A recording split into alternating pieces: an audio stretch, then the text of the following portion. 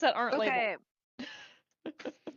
So I also, just as a fair warning, I might stream longer than usual because of the flow I'm doing with this, like, moving everything. No. Oh, I, I just heard back from one of the people for the bookcase thing. It's funny. I just checked and then I immediately heard back from one of them. Is this the one with two? Ooh, one of them gave us, there was like two of them. I think this is the one with two. Ah, that was, is this the right one? Hold on, I have to look at this for a second. It's like, it's IKEA bookcases, and like, Ah, yeah, I don't know, people, yeah, they don't want to move IKEA bookcases. And they're not bad, but free is awesome. Yeah. I need to get a couple big bookshelves instead of the small ones I have. Oh That's what I need to my do. god, it's the one with fucking two, bro.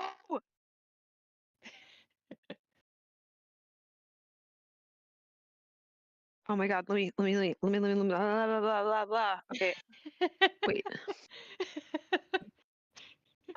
Sorry, I got really excited because getting two big ass, tall ass bookcases It's okay. It's would just be, funny. That's all. because, like, so hi, by the way, hey Shutter. So just an update. So I'm gonna explain Node today. We're doing a big, like, deal with my extended issues of housekeeping with my family and, like, books. We have too many books and not the right storage solution. And also, I just got a message about getting two really big bookcases, and I think we should do it. And I have to go tell my husband, who can lift heavy objects and move them into his big car thing. I drive a clown car, of course, so I can't do that. That Ooh. makes sense, actually. Yeah, it Kyle does, seems right? like the It type to makes have a Bill? truck or a big SUV. Yeah, he has a big SUV. Yep. Yeah, that checks out. So what variety of clown car are we talking? I have a Fiat 500, and it's light green, and I call it the Autocado. So right about there. Love it.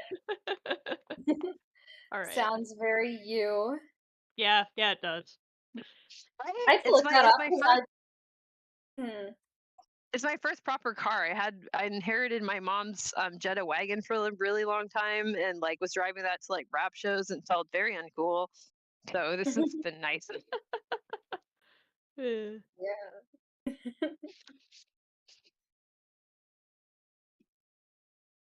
Damn it. Okay. But yeah, if you had to look it up, it's a cute car. Yeah, I like don't remember car models. I know nothing about cars, but I also don't have a license, so I think I'm excused. Yeah, I took a little longer to learn to drive drive a car, get a license. My grandmother tried to get a license, immediately had an accident, gave up, Oh. did public transport. Yeah, but she was like a head nurse, so you can do it. And then my brother also never did it. Like, I think we have dyspraxia too much, so I get it. Like, I'm an okay driver, but, like, I also feel like not great about the fact that I have a license. Also, the Bay Area is just like scary driving wise. Like I Yeah, would Yeah, I not. believe yep. that. I wouldn't want to drive in busy city. So that makes sense. Yeah, I know Yeah. when people are like, "Ooh, you could drive," I'm like, I got my license in rural Wisconsin. Right. Yep. That's awesome. Me and Jay have joked before that I should just go to his like tiny hometown of 600 people and get a license there, which he's not wrong. Just so I have it, even if I wouldn't use it much, just so I would have it. Yeah. That's If you're fair. ever really in a pinch. Huh? Pinch. Yeah, just an emergency license. Yeah. Yeah. Anywho, okay. So, all right. So, topic for today. Let me start cracking into this, as I feel that I might actually be able to move my books to a real bookcase from this weird, crappy one. So, Node, new things, old things, all things do things. So it's something you can say out loud. You could also do this as a writing exercise, but I've actually found it effective just to do it out loud. And it's trying to verbalize or like put some sort of scaffolding around a process that I'm convinced our brains are just doing, but without some around, you won't be in control of it. It will just do as needed, and you won't appreciate that this is actually a driving force in your life. And I'm going to try to convince everybody of this and make it clear enough that you can then activate it on purpose. So this is sometimes, I think, maligned as rumination, and then interrupted so that you never start to cultivate it and get better at it. It almost gets arrested. So I think that this is a developmental skill that has been classified as maladaptive when it is put into contrast with somebody who has doing as arriving ability to go for goals, which can look more organized, can look better if you are in a society that says we need to be organized together, going to the same place at the same time with the same stuff. Like maybe you need to be at a school or a job or in an assembly line or a factory or a meeting. Okay, so I completely understand the utility of being able to show up at a time according to the clock, according to your map. I get that. However, that is definitely not a construct that cuts across all tasks or across the species as a whole. It's an artificial thing that's an environmental pressure that not everybody can respond to because we have a disability specifically in that area. And it's not fair or sensible to impose that on us when we have a other system that people use all the time that we haven't codified in the same way, because we don't have the same pressure demands. And I would argue that by codifying everything around doing is arriving and being able to go to this place at this set time and basically like do things by the clock, right? I again appreciate the value of it. You need to show up for surgery and the surgeon is there, and so is the anesthetician and all that stuff. I get it. But if you're going to work on something that you don't know how long it's going to take to finish, like it's an innovative project, or it's a exploration or research project, or even just you are trying to monitor your own health. There is no deadline to monitoring your own health because you don't know what you're going to fucking find, and you don't know what the truth of that findings is going to demand that you do. It's a different process entirely, and new things, old things, all things, do things. And I want you to have a way to think about it intentionally on purpose so that you honor it instead of taking it as I am just overthinking something, or I am not getting the reward that I'm supposed to from getting in line with everybody else, going to the place I'm supposed to go to, and getting rewarded by my society. Or I think I would argue most people's brains are actually rewarding them as well. So it's comfortable to do as arrive, because not only does the society give you a little bonus, it tops you off, you're also getting a hit from inside if you're a normal person. If you're not a normal person, all bets are off. I don't get that hit. It's not rewarding. It's draining. I'm burning out. It's a mess. I'm not satisfying. I'm underperforming, and we're done. So I want something where I perform well, and I'm going to argue that this is this doing is building that is supported by new things, old things, all things, do things. Okay, so new things, old things, all things, do things is going to demand a lot more from your episodic memory or your autobiographical memory. So you have to have a lot more RAM. You have to store more information, and it has to be highly meaningful information. So it has to be the stuff that is very, very significant. It has to say a lot about the universe that you live in, and you have to be very good at reality testing. So you need to be able to ask very good questions and be annoying. And what do we do to kids who ask why? We tell them to shut up. So generally speaking, as you get older, you have already not been told that this is a good thing to do. And you're told that if you keep asking why, that you're ruminating and asking dumb questions, that you're doing something for the sake of anxiety, that there are no answers. And frankly, the best you can do is get back in line, get topped off, assuming that you already get a reward for knowing where you're supposed to be in line, which I don't get.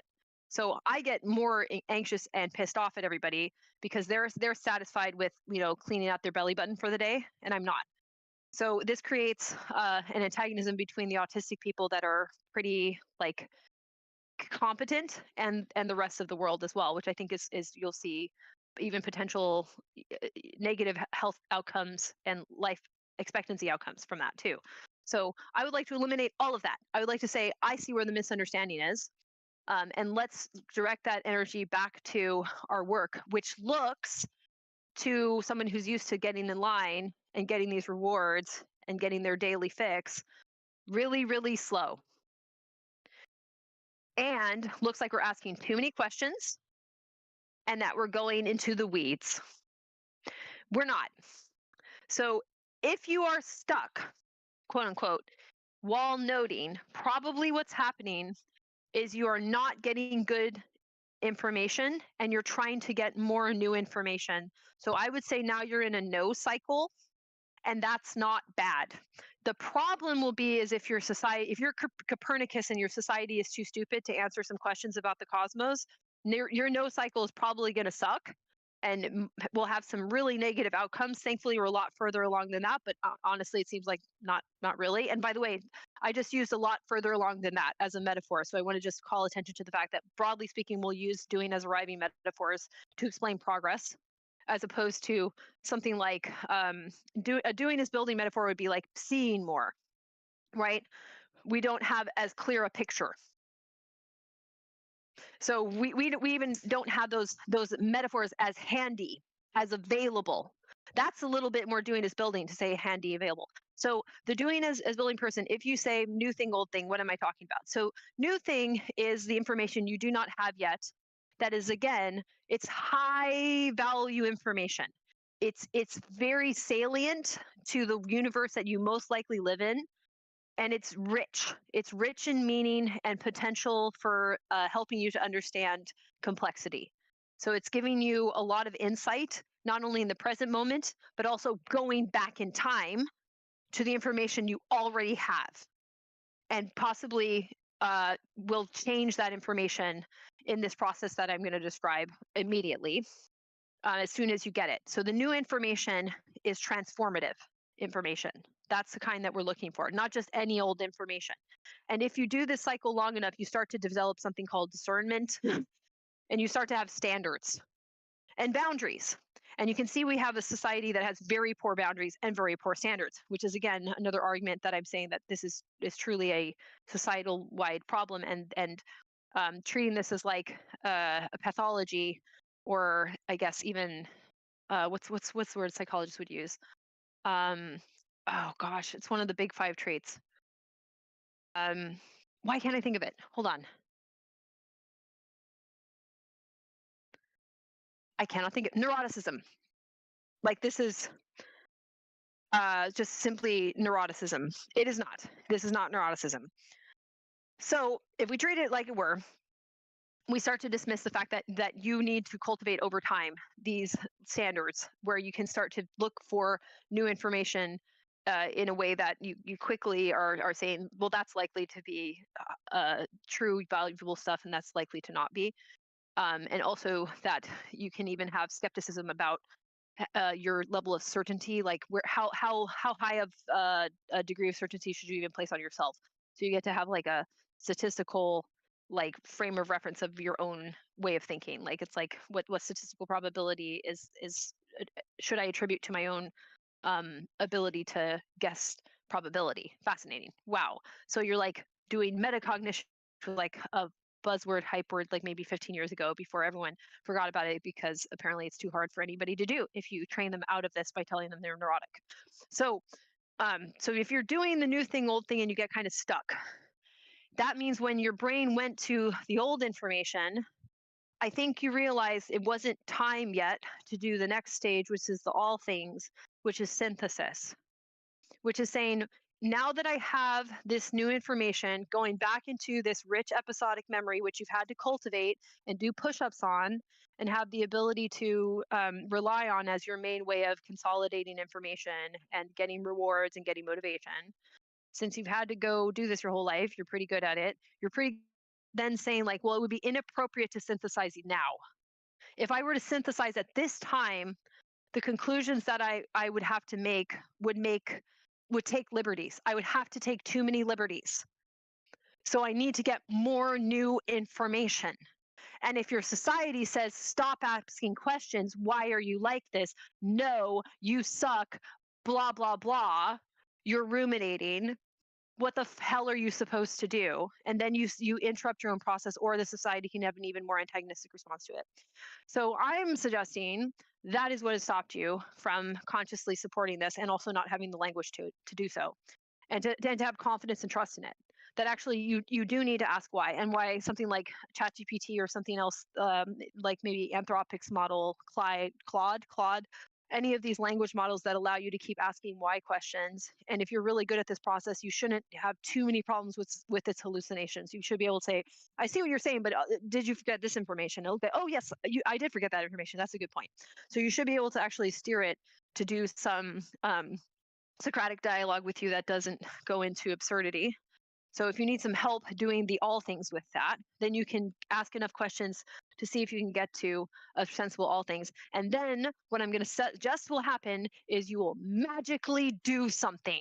You will know what to do, and you will just do the next appropriate action. And why you are stuck is because you haven't had a chance to do new things, old things, all things, to sufficiently get the new things, old things, that your brain is like, yes, ready, we can do it, all things. As soon as you've hit all things, you're done, you're on autopilot, your brain will do things. Good luck stopping you, because that's the whole thing about the autistic person. Once they're set on the thing they want to do, good luck stopping them. You can't. They're off to the damn races. And that's what I'm saying that is. And that this is a component of like all people's brains, but the autistic brain is relying on it, and we are kneecapping them. And I want to unkneecap you. Okay. First off, can you still hear me? Second off, how's that? That was amazing. Yeah, thanks for all of that. And I definitely feel like I've been stuck in a no cycle with a lot of things, and like maybe I might be getting close to an all things with some things, but since I Mm-hmm. don't have like a history of it, I have no idea. Yes, right. And you won't know at first. You actually like you have to complete some of these to get a sense of it. You have to get a sense of how this feels in your brain, and you need to know you have done versions of it, right? And Mhm. they've been smaller stakes. I'm suggesting that like when you have felt like, this is what I should be doing, you have been using this. The degree to which you've been relying on it depends on, I think, some level of impairment in the arriving, right? If you have less of that impaired, I'm being a little bit simplistic, but if you have less of that impaired, then maybe sometimes you're getting the reward from sequencing. But if that's more impaired, more than likely you're getting more of your rewards when you did do something or wanted to do something. The wanting and the doing was coming from, actually you did do a node cycle, but it was it was a specific domain, and then trying to extend that feeling to other things will be a process and a little bit confusing at first, which I think is another reason why it's important for autistic people to learn mastery in a variety of fields, because you'll realize it's the same process. Like once I think, well, I'm noting right now about this. I was like, I realized that about ballet. I was like, oh, this is the same everywhere. Oh, okay, no problem. I'll be fine. I can do the same thing with everything then. If I can feel this way with ballet, which I wasn't even frankly that good at, but I was noting it, well, then I just have to do, I did that with writing. I did that with ballet. I'll do it with hip hop. I'll do that with, it doesn't make you the best at anything, but what it makes you do is do things. That's all we care about, right?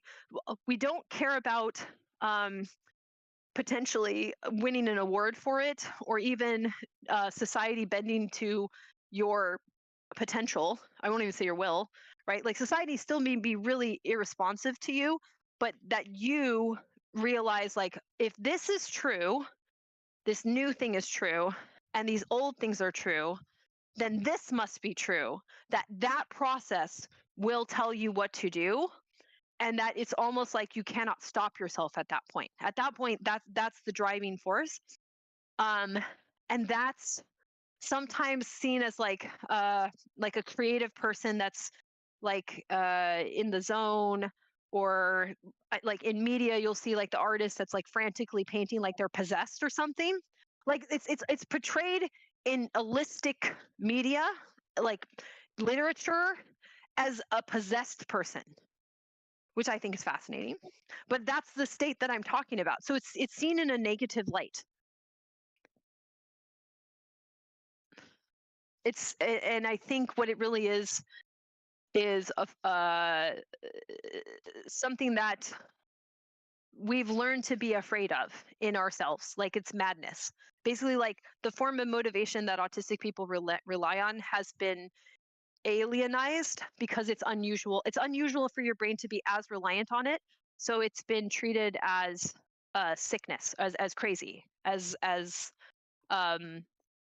yeah, like inhuman, basically. Because I can understand that it would look a little inhuman to have that motivation be in such stark contrast to apparently most humans doing as arriving is functional. However, clearly, once they organize it into language and writing and into systems and government religions, it made them crazy. Like they're crazy right now. Can we all agree they're crazy? Yeah, okay. They're out of their minds, delusional. Okay, so it's not even a fair thing to say that, especially when we at least have the one that does a lot of reality testing and they don't. They don't have the one that does a lot of reality testing. So at the very least, if we're gonna put on fisticuffs and say, well, of the two, if we have one be more extreme, they may portray it as like someone possessed with the urge to create or innovate, the mad scientist. Okay, that's fine, but we have the one that does reality testing. They have the one that goes on holy wars. I question like whether the holy wars are even from bad noting. Because like if they're just okay, act now without the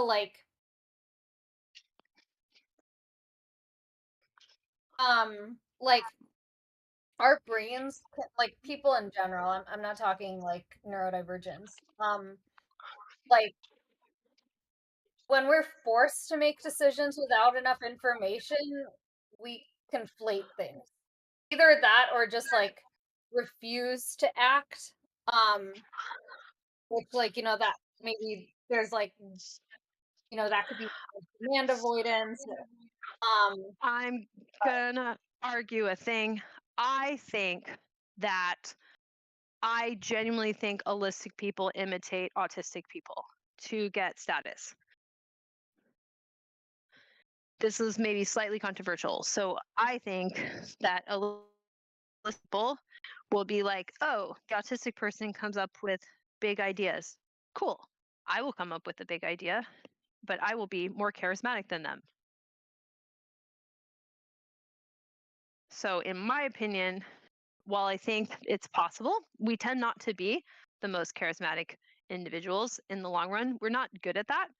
I think a lot of this stuff, I think that they don't actually have any energy or ideas. They imitate it through violence, which is also a pattern that you see when you if you read like forensic psychologists and psychiatrists that look at like psychopaths and like the really really dangerously insane. I don't want to harp on that too much because I know it gets overly done, but if you listen to what they talk about, they really don't have that vitality or interest in ideas. So I'd actually say that I think we are scapegoats overwhelmingly, and that more likely the people who have doing is building will hang out in the shadows, trying not to have their stuff destroyed, their ideas destroyed by the people who are doing things for status and for attention and for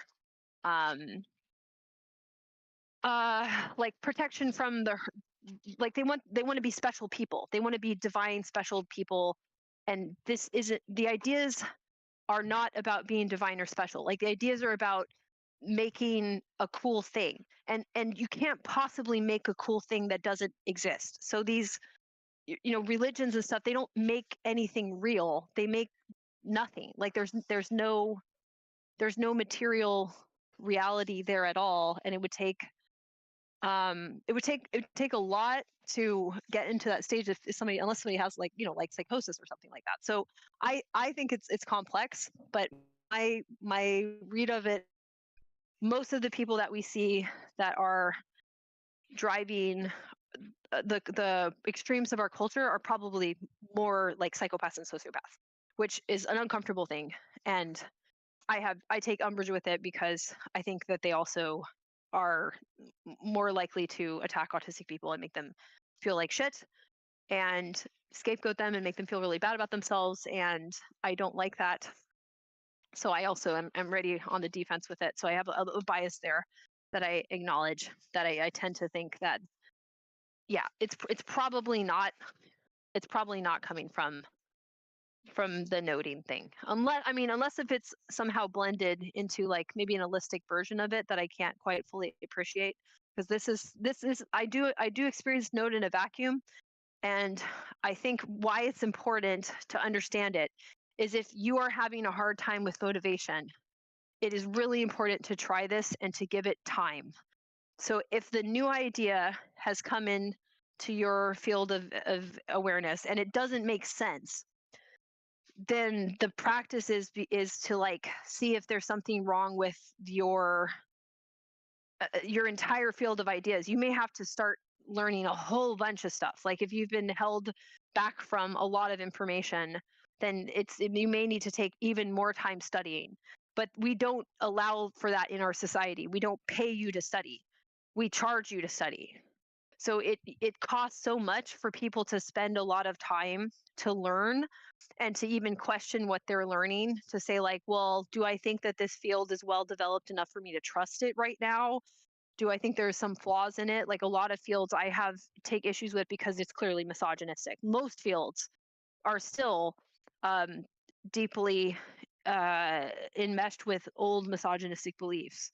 So it's hard for me to even look at it and take it fully seriously. It's like, is it really there for me to take uncritically? No, I have to be really critical while I'm doing it. But that's the whole idea, is that if you're using Node as a check, you're doing reality testing by yourself. And you have to be able to trust yourself to do that. And so then you have to be really good at scrutinizing yourself. So you have to be pretty harsh. I think I'm pretty harsh about myself, I think. But I also will then say like, well, if it does, do I, I think it's useful to be in a society that is harsh with you for irrational reasons. And I think sometimes society will be harsh with autistic people because we've been scapegoated. So some of the features of autistic people are scapegoated and mischaracterized, including like the ruminating. And sometimes neurodivergent traits also will be mischaracterized, and we're kind of put into baskets where we're not even clear who we're talking about or what. So like that's why the neurodivergent thing gets to be too big. This is a little bit of a tangent, but I promise I'm going somewhere with it. And the other thing too is like I've also been mischaracterized by my society because it thinks that like female brains are inferior and are overly emotional, and therefore you have to conform to what this society says is a smart person. And if I look at what the society describes as a smart person, I don't think that is a smart person. So all of that is part of like the old things that I have. Like with all of that in mind, with the new information I have, and all of that is like a lot to compute. So then the world will tell me to not think so much. It'll tell me, oh, you're thinking about it too hard. But if none of the species does, then I would argue the only reward they're going to get is from showing up at the right place at the right time, and then getting topped off socially by everyone else for congratulating them, like, oh, you showed up at the right place at the right time, you did it. And they get a little bit of work done of reality testing, and that's it. And then we wonder why we have so many problems in the world. And then we say, well, oh, nobody can fix them. Well, we're making them. What do you mean nobody can fix them? We don't have the capacity to set limits or boundaries on what humans can participate in or do, because we don't even have questions about like the basics of human behavior worked out. Yeah, like, and this is one of the basics of human behavior is that you have to be able to, okay, my central argument is as a human, every single day you have to do things or you will be sad. Like, so the baseline argument before it gets super convoluted and complex, because human society is crazy and too big and there's billions of us and we've been doing things really wrong. But at the baseline, if you don't do things every day as a human, you will just become depressed and your brain will not be okay and your whole body will not be okay.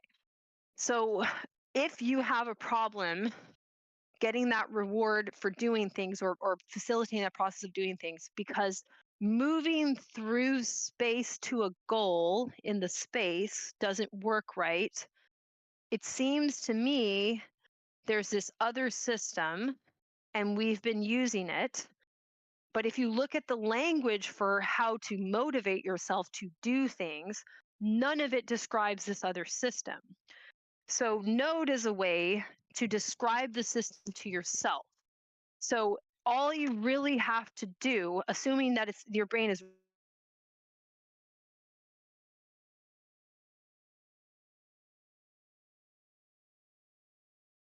Cut out.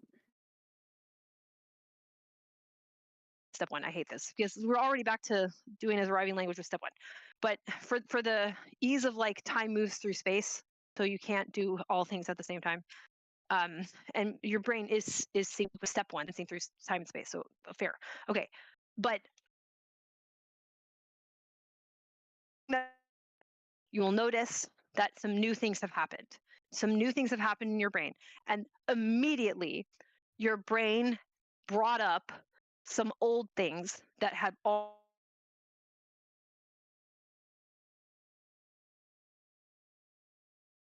She cut out for me there too. What are all the things then?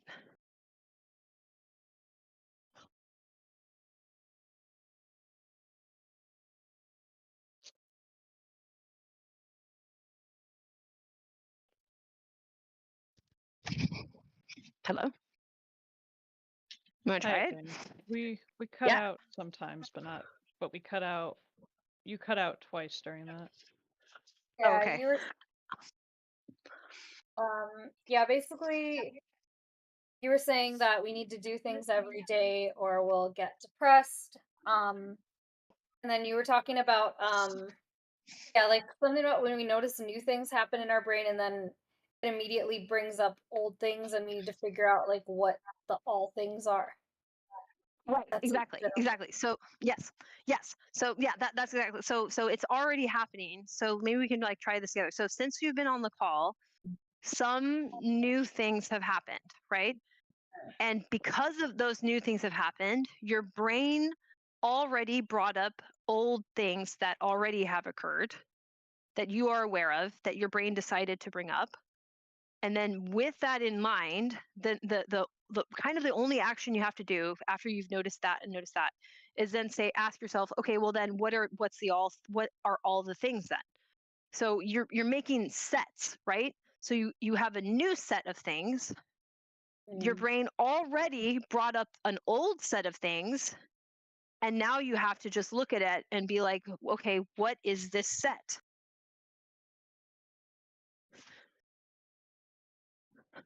As I'm trying this, I'm like, yeah, something I've noticed, this these last like couple weeks is, I literally can only hold on to like one or two pieces of information at a time. So just the like what happened and then like highlight what seems important based on that to like ask questions about. But yeah, like the integrating with old things, it's like coming up, like days or weeks later and being like really exhausted because I'm trying to find like top down frameworks for like, okay, could I maybe see where there are holes in my thinking so that I can do that with the like very limited processing, but also maybe I just need to like take a break from a lot of things. But it is tough because then I don't do anything and I feel like cut off from society even more. And I feel like all I get to do is like self care, which feels like a chore when I'm in this state of mind. and self-advocacy, which is always a nightmare. Right. Okay. Two Let things me like try to. that. Okay, let me try to do this. So you. Okay. Hmm. I'm going to try to do a node on you and see if this works. I've never done this before, so this might not work yet, but I think it will eventually work. So if I got here, I said to you, okay, here's the theory of new things, old things, all things. Okay, that is the new thing for sure. I just told you that. The old things that I heard your brain bring up is something about recalling what happened last week or an attempt to recall. So for some reason, what I said made your brain say, I need to try to recall, and notice that you notice that you don't have the ability to recall a lot of information. You can only recall a little bit. Mhm. And that thinking about that seemed relevant to the new information. Yeah. Why is that's the all things? Why is that? Mm. Why? Yeah. Because as I'm trying to node, on this call, like I'm realizing I like barely am able to follow along, like even with taking notes, just because of where my brain is at right now. And I'm like feeling on an intuitive level, like that makes a lot of sense, but I'm not really feeling, the like, this is exactly where it clicks, if that makes sense. Hmm. Well, my brain is Yeah, kind no, of that makes sense. neighborhood, but then I get in trouble when I'm trying to like engage with people who have like more of a model for things, because all I can do is be like, cool, you know. Huh? Okay, so new thing was here's a model. Old thing is I need to either like be able to use this model, or but you have to do something for me, that you're obligated to do something for me because I have a model. Like you, it's not your okay. First off, I want to emphasize it is not your job to make my model work. I have to fix the model if it breaks, right? Like because I proposed it. I think it does work, but I do think that this is a problem. The reason why, okay, first of all, I could be wrong about this, but I think like I'm proposing something that is um standing against or standing next to something that was refined over like thousands of of generations, like thousands of generations made planning and calendars and I guess what turned into capitalism. So I'm like over here like, hey, here's another thing called node, and I think all of our brains are doing it a little bit, but we didn't come up with any language to talk about it or learn how to do it, whereas everybody else in the entire world has been going to school to learn how to use their planner. So I'm up against a whole like it's not even indoctrination, but like we've all been educated to think a different way than this, let alone have any awareness of about it, let alone have a way to actually meaningfully engage with it. So I'm trying to find a way to use the part of our brain that I think is there but untrained, right? So that's my job, and it's a big stupid job. By noting, I came up with, I think that's the thing I have to do. I was like, new thing was at some point, well, now it's kind of old thing, but like new thing was like meeting people, telling them my ideas, working on this, learning about neuroscience. And at a certain point, I'm like, okay, if all of that is true, then share that in and of itself in a really like recursive sort of feedback loop motivated me to talk about it. So I'm motivated by Node itself, which is really fun. So me trying to explain it and give you examples of like, oh, it's like the bad scientist, or it's like that, or it's like this. It's not to say that like this is an archetype that we would understand. I'm trying to like give you evidence that it's a real thing, but it doesn't mean that it's going to solve all of our problems. I think a lot of our problems are coming from the fact that we have a language to describe doing is arriving, but not this. And that if I can convince you that this is also part of your life and that this is part of human brains, it might help you. Because if you're stuck or unmotivated, this would be at least one more option for you to move and have motivation to move. So it doesn't have to be really big. So I'm trying to think of like, so it sounds like one thing that you already know about yourself is that you end up in a drained state that's upsetting, that's Yeah. difficult to do anything from. Okay. Okay. Also, I'm burnt out. Plus, there's the ADHD side. I do question how much is just like, if I just rest for a month, would things get better? And Yeah. then not Yeah. like take on a bunch of stuff that would burn me out again right after. But I feel like Right. it's very hard for me to do that and trust that when I'm like, okay, then what? I jump back on the doing as arriving bus and burn out again. So this is kind of like Yes. giving me like something to look forward to of like, okay, maybe I can find, better ways to think. Like actually like last year, yeah, speaking of old things, I was like experimenting with ways to process information, but I was just in the tech scene in such a like bullshit sphere that Yeah. yeah. Here's a question I have for you. Would you be okay with getting like the motivation, reward, energy, kind of like life affirming, like health stuff from the node thing and it never touching the stuff you have to do to survive? Like, right? Like it, like the career stuff or the be a functional person stuff. Like it, because that in the current system, especially what you're involved in it, and it maybe at some point they can be connected, but in order to keep yourself safe, would it be acceptable to you that you might have to like basically have certain things that you do and are motivated to do that number one don't reward you in capitalism at all, like at all, that that nobody will ever understand are rewarding, like nobody in the entire world on the planet will ever care to reward you for, even if they should, right?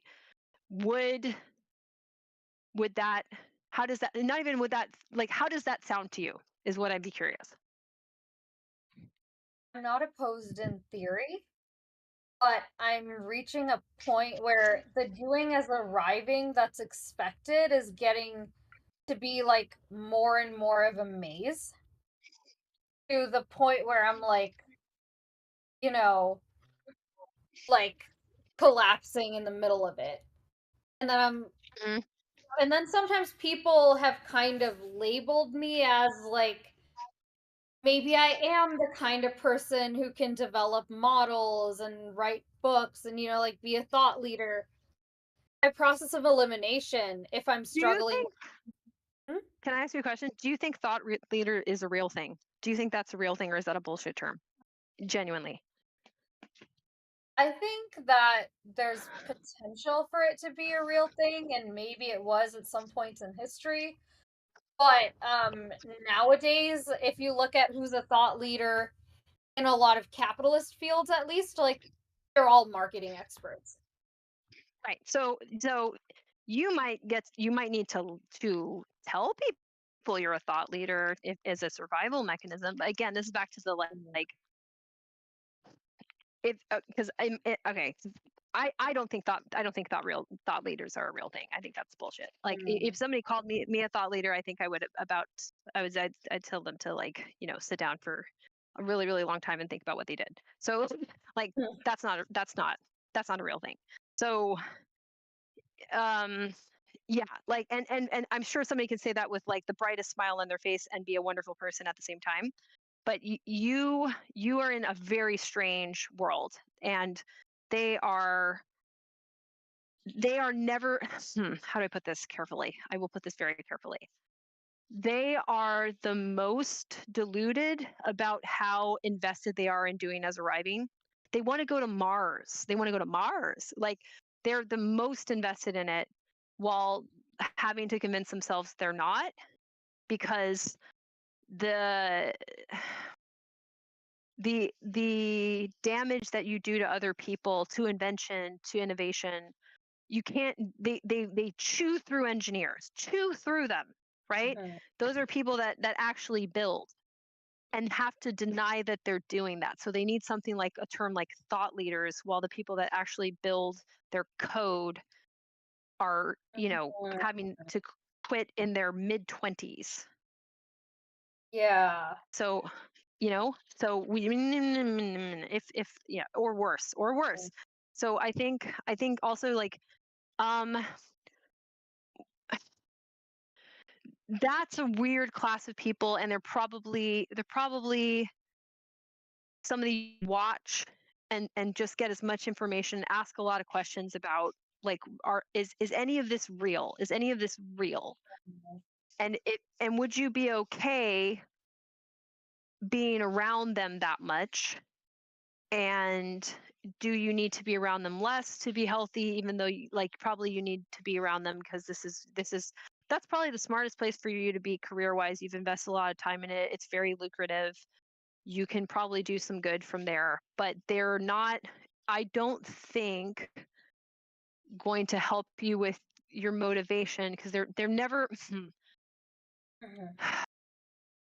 they're never going to understand that it's not for the trophy. Okay, so if I were to sit, the question that I asked them, that I asked you rather, if I were to ask the people in that milieu, I don't think any of them could answer me with a straight face, honestly. Like, Mhm. right, because I was asking you, like, if some of the ways that I'm talking about getting motivation, if nobody in the entire planet ever knew that it made you happy, would you still want to do it? Or does the Um, happiness need to be broadcast? I don't think it needs to be broadcast, and also right now it's not making me happy like consistently. Mhm. Um, like I'm getting more dysregulated from the failed attempts than anything else. And basically Yeah. that's to the point where doing as arriving feels better sometimes. Um, like I was questioning our conversation last time about the like autism versus ADHD, and like am I maybe less disabled with the doing as arriving, and I question whether it's that or whether I'm just similarly disabled with both, to the Mhm. and like since society has more maps for doing as arriving, if that felt more promising until they just started falling apart. And that might also be a reason why I like feel like I'm on a different planet from ADHDers who are like a decade older, because they were rewarded for the doing as arriving. Yes, they were. Yeah. Yeah. Yep. Yeah. Hmm. Um Interesting. Okay. This is very interesting.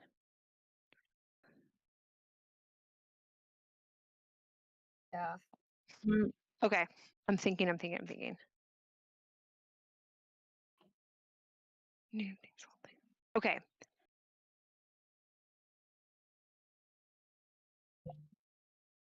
When you think about, okay, if I were, okay, let me start this over. So I'm going to try another node thing. So if I ask you to take what's been said today and put it back into your life, is there a way to get you to go further back into your life, or more shallow into your life? Is there a way to adjust, like, the pool of, like, the old things that you would be visiting, like maybe looking at objects visiting, because I'm currently cleaning up my house, right? So like I find this sort of interesting. I kind of can get into a stuck place with this too. But if I hold objects that are from like 20 years ago versus 10, I can also get a different set of old things, which can be helpful. Then maybe that's another way to try it a little differently and to try to get a different outcome. But you still need to say, once you have the new things and the old things, okay, well, what does this mean? And then allow for the next action to happen. And again, the action, unfortunately, I think with the problem with the new thing, old thing, all things, you probably won't get a monetary reward for it. You might be able, I think, be able to keep doing things that day. So if you needed to do self-care things, or you needed to work on your environment, or make phone calls, or schedule things that are important, you might be able to do that because you'll have a reason why that feels more meaningful. So the motivation is more about like, well, when it all fits together, here's this bigger, more meaningful, um, uh, zoomed out, like sort of abstract whole.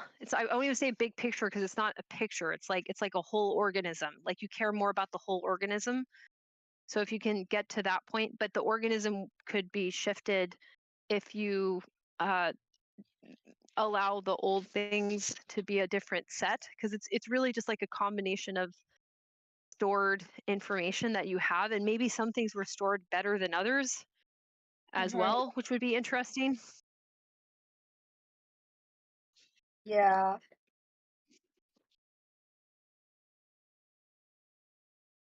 That's another thing with having lots of depression in my past, like apparently that interrupts storing information too. Mhm. Or like Right. phases where I'm really overwhelmed and doing too much, it'll just be like a blur. Yes. Right. Right. And trauma can, you can have gaps potentially too, right? Hmm. Yeah. Hmm. Yeah, like ideally I'd love to be able to have a way to like do node without it like around a topic without needing to like dig deep into my past for everything. Because I do feel like that might be like more painful than needed. Um, but I don't know, maybe that's toxic in itself or Well, I don't. I'm skeptical of the toxic thing. Like sometimes it's just your conversational partner doesn't have the training to be as helpful or whatever. Like, you know what I mean? Like, oh, yeah, I mean even when I'm alone. Like I yeah. would love okay, so I recognize that I was brainwashed hard into doing as arriving. To the point where like I was doing more school than a lot of other kids when I was little, and I would not have much energy for stuff outside of it, or I like basically after doing all of that like memorization for school, I wanted hobbies where I could consume and not Hmm. even more pressure for mastery. And so like Right. I would love to just be like I'm starting fresh.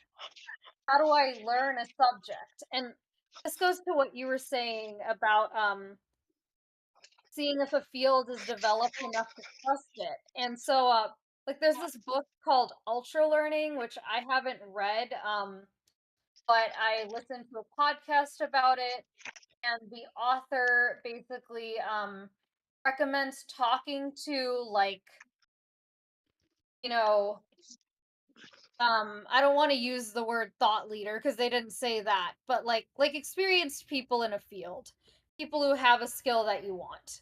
Um and how did they like talk about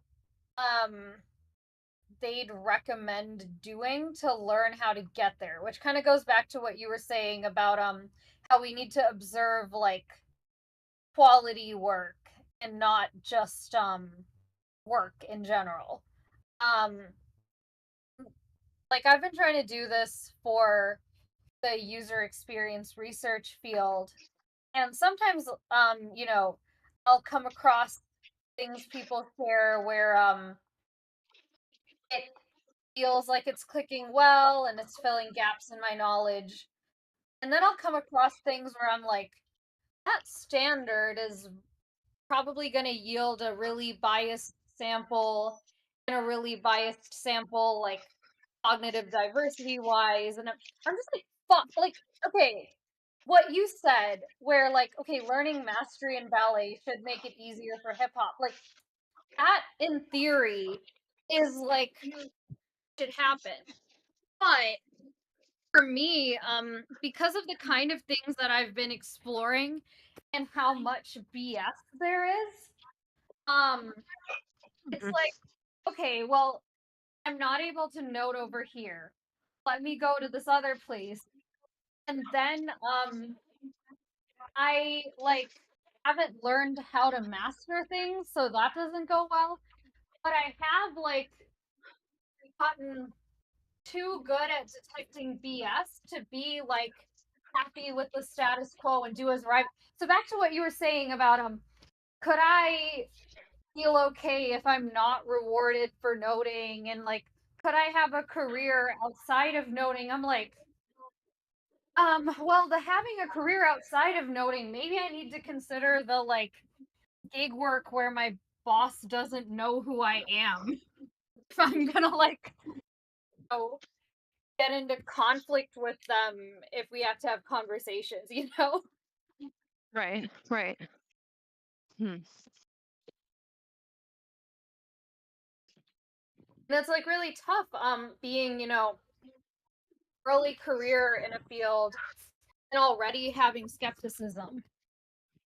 You should though. I mean, the field that you're in, you should have skepticism around it because it's really weird. Yeah. Can I can I add why I don't like thought leader? Mm-hmm. It's name dropping anonymously. So so anonymous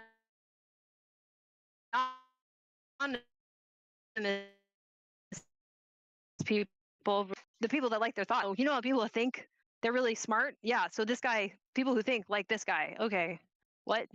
I have no fucking idea what that means. That's why I don't like it. Hmm. Do you think it's just like putting a biased type of people on a pedestal and having like a It's they're saying there's first of all they're telling me that some anonymous group of people, some nameless faceless group of people thinks that this person is good at thinking. Well, I don't how do I know that I think that group of people is good at thinking? Who are you talking about? Who thinks this person's good at thinking? The thought police? What the like the queen of thinking made this person they were knighted. Didn't you hear they were knighted? You should know because if you really were good at thinking, you would have gone to the our latest thinking party. Like what the fuck is this? Like what? Oh my gosh, I'm Yeah, laughing because I've been to those thinking parties. right. So it's in group, snobbery. Yeah.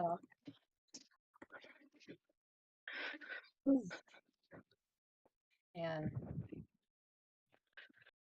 feel that. Mm.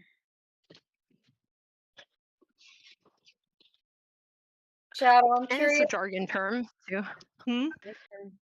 It's a jargon term too. I don't know quite the etymology of it. I think it probably came from like sort of like a leader in their field, like a thought leader in a field, and that just became like a general term because these aren't people that have an academic field per se. They're just just kind Mhm. of, maybe they have an MBA or something like that, which isn't really Yup. known for being philosophers.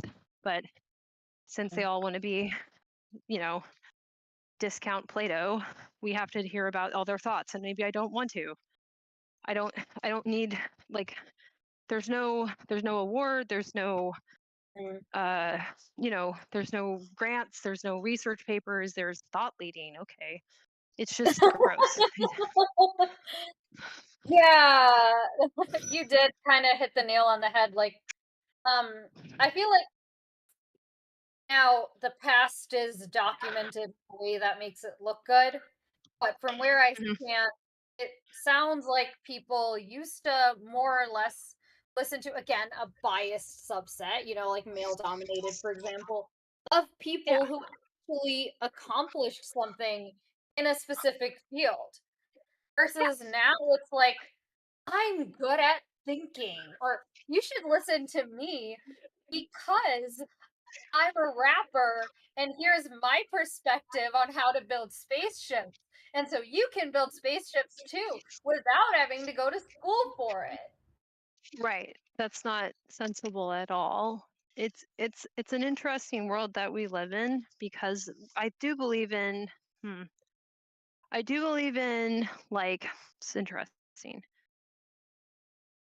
I believe in, like, a free school in the future. I think schools are too expensive. So I think, like, elitism is often tied to wealth, but people Mhm. hide their wealth so heavy, and then they put the cute terms up, and I'm like, I would rather know your mother's and father's income than that.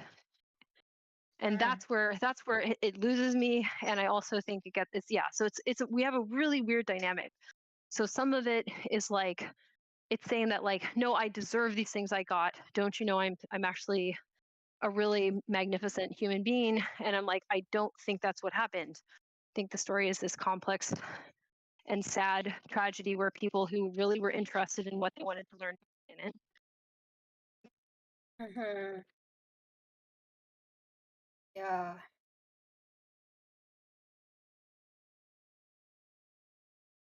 Mm. You cut out again if you're saying stuff.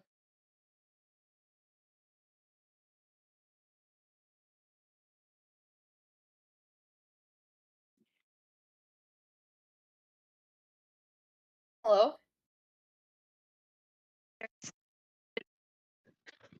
She cut out again. That was me. I left my phone downstairs. Mm. I'm downstairs. I goofed. Um, yeah. So where the hell did I put my phone? Number one. Number two. Here it is.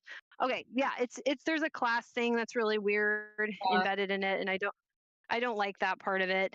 And I'd rather people just, like, say what it is. Like, did your parents have too much money and connections to fail? Okay, cool. And those people that wasn't the case, awesome also.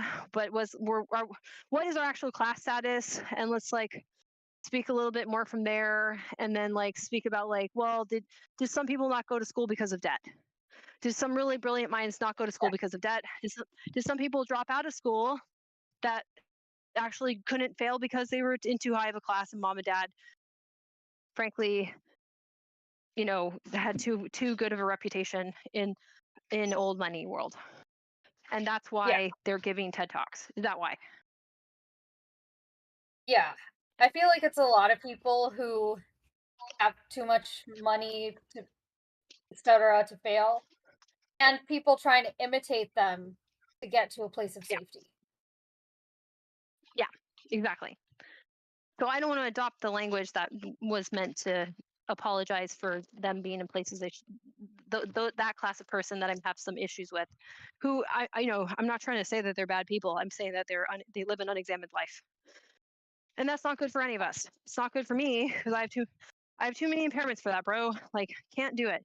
So I think the main things is, like, getting back onto the noting topic, is, like, you need a space to work.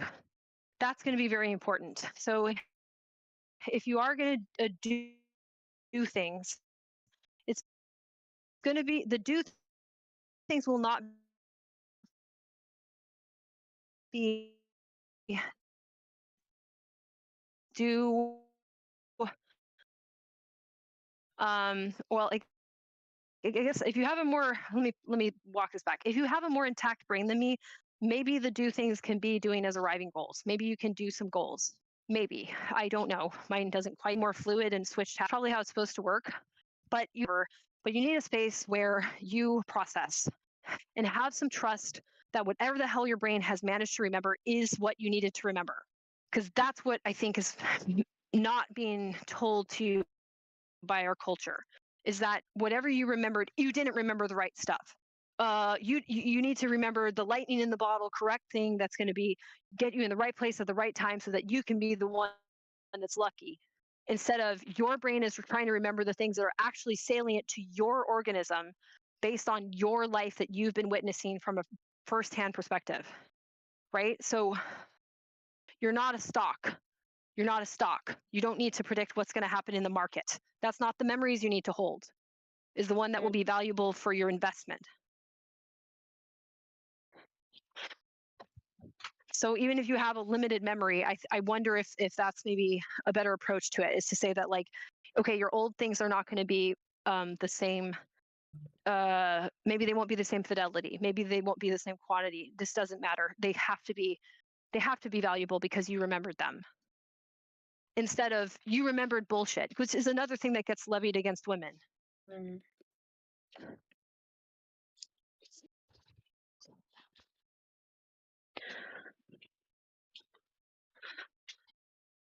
And those actions that you do from it, for you, they might be more blended with, like, the goal system than what I'm able to do, because I do think there's something really goofy about my brain where it just doesn't. But for me, my objective is to do things, create an object that I can then present to doing as arriving functional people. I won't say even dominant, because I don't think we really should be, but present it to people whose brains can behave more normally and be like, hey, do you like this thing I made? Is this helpful?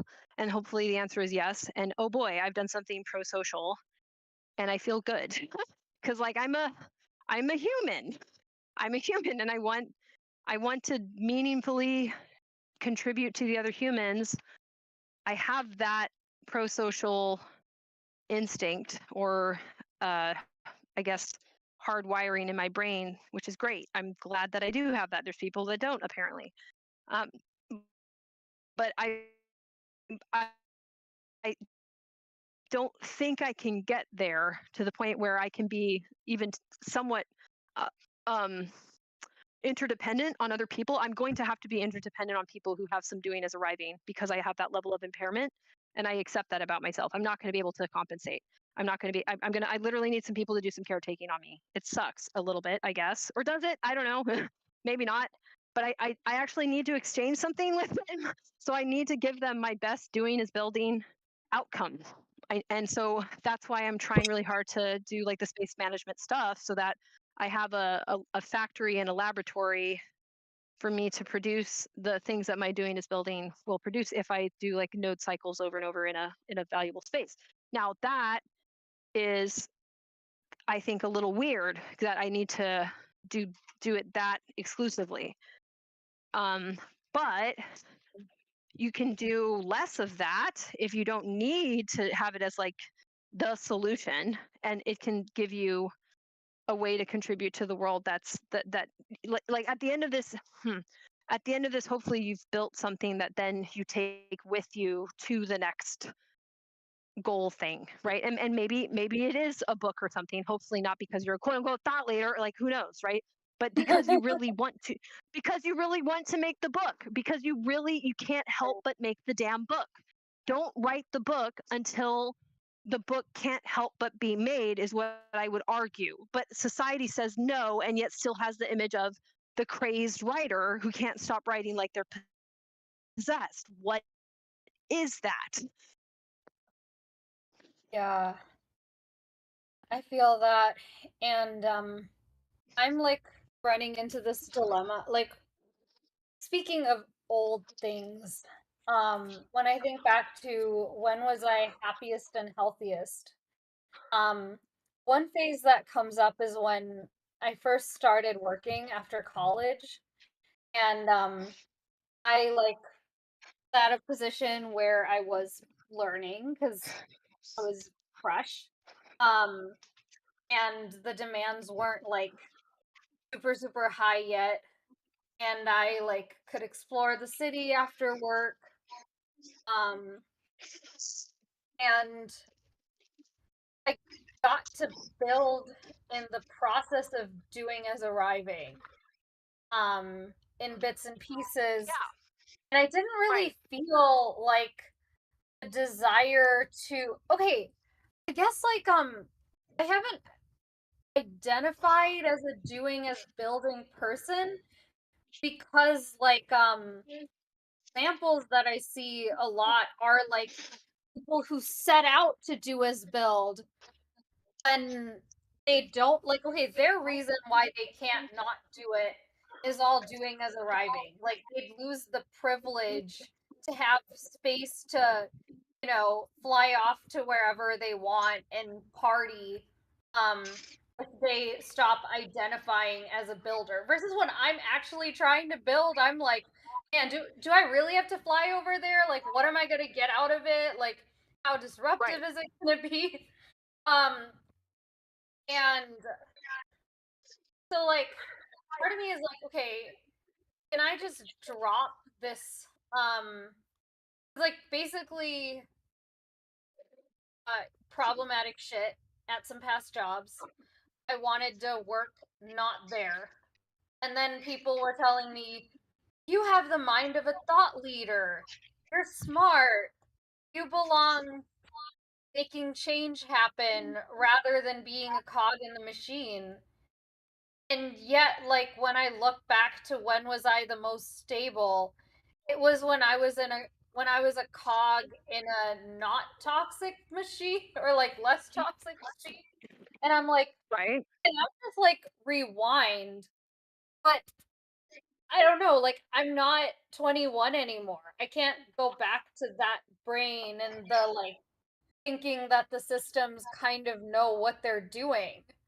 But then when I think about if I'm gonna do this doing like I need so much more either support from others or at least like space, like boundary setting, just all these things I need to do to be able to do as building.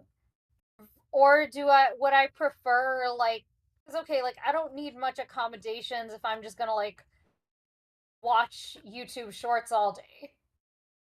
Um and like culturally in the Midwest, that's like considered more um like that's you're doing what you're supposed to be doing, you know?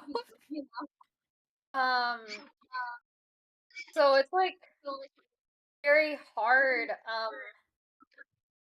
to like commit to doing is building and yet I keep coming back to it and then I question if that's like a mental illness of some sort because I'm like why can't I just um you know like plan a few fun activities for my week and have that enough to be happy. Hmm. Okay. Can I ask Yeah. a question going back a bit? Mhm. So, the person you mentioned who you saw as like they do as build to go have fun or something in this arriving way, can you explain why you think they are doing as building? In what sense? So I think they're identifying as doing as building and they do Mhm. a minimal amount of building or I think a lot of them are genuinely trying to node but they don't have discernment um but they're like too busy to recognize that maybe and like when people poke holes in it I do see them go through periods of questioning but then very fast Okay. they'll run into someone telling them they just need to be more confident And look at Elon Musk, look what he's doing. And then they end up seeing that no one else has He the doesn't know answer. what he's talking about 99% of the time. Yeah. So they're being told to bullshit. So like, and what kind of job? Wait, okay. What are they? What? Okay. I'm picturing Let me back startup this up. founders, FYI.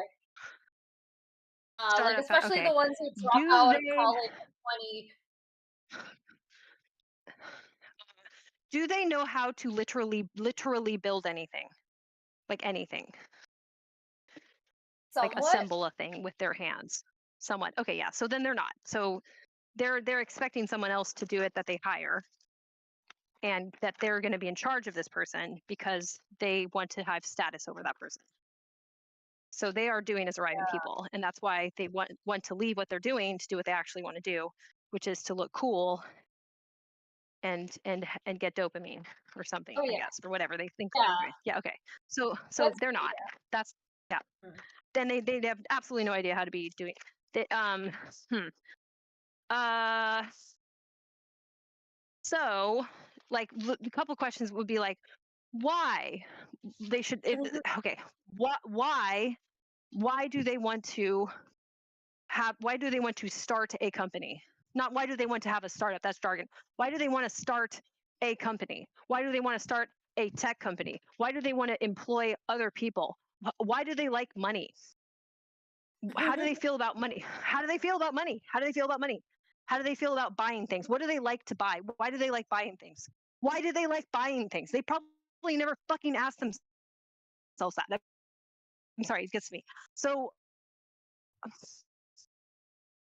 all of that is why they're not builders, because that's their actual life. So they're not like they're going to employ people who will then have to build whatever they half make up, and then they're going to yell at somebody to make the thing really work because someone has to buy it, right? Somebody has to buy whatever, because if nobody buys it, then they don't get any money, and they like money. And okay, great. And I really don't like. I've been on phone calls with people where people are like, I like money, you like money. At the end of the day, we want money. I'm like, I don't like money. You're wrong. I don't like that you. I don't like money, and I don't like that you like money. You just told me a lot about you. And those people think that everybody likes money. I don't like money. It makes me feel weird. I got some of my clients gave me really large tips. Well, large, $100 tip, right? Give me $100. I don't know. It made me feel really uncomfortable. I need the money because I'm fucking broke, and the system is bullshit, and I don't have enough money to live. And to get anything done that makes any sense, and I'm really worried about all of these things. Okay, great. So they did that, and that was a really nice thing to do for Christmas because this is how you cope with things. It made me feel sad. It made me feel sad. Would these people feel sad? Because I think about what this person's life is made out of, and what their ability to get help is made out of, and apparently it's made out of money, and that makes me sad. Yeah.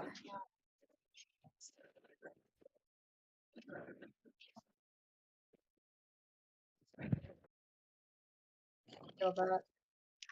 You know, and just all of this is so weird. It's so weird. And so for them to go into the machine, and you shouldn't want to have to go back to being a 20-year-old because you're being exploited when you're 20 years old because your brain wasn't done growing, and we don't even know what it means to have a fully developed brain because we still need to exploit all kinds of people in their early 20s for all kinds of reasons.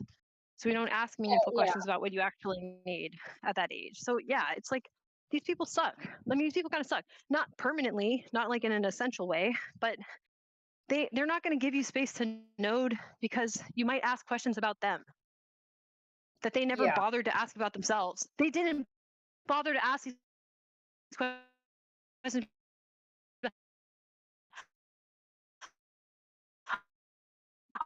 Yeah. I could sit if I mean, I'm sure they'd pay me lots of money and be like, I'm going to pay a whole bunch of money to be self introspection and still go nowhere with it. And still just for what? To go tell somebody about it at a party. So you are in that space, and if you want to Robin Hood it, I think you can. But in terms of like what I'm trying to teach about all brains is that there was a you before that, right? There was you as a child, right? And what did you believe the world was like? And your parents probably influenced this because it sounds like they drove you super hard to the point where you didn't have a childhood. What happened? Not You didn't get to play. So if you as an adult want to play, I think you should, because who knows what play even does for a brain. I think it's very important. And for you, maybe that's noting. Maybe for you, noting is just, well, what's this new thing that I can play with? When's the last time that I played? What does this remind me of for that? Maybe that's all it has to be. All it ever, all the pressure on it. It's not no because your career depends on it. It's no because you didn't get to play. Yeah.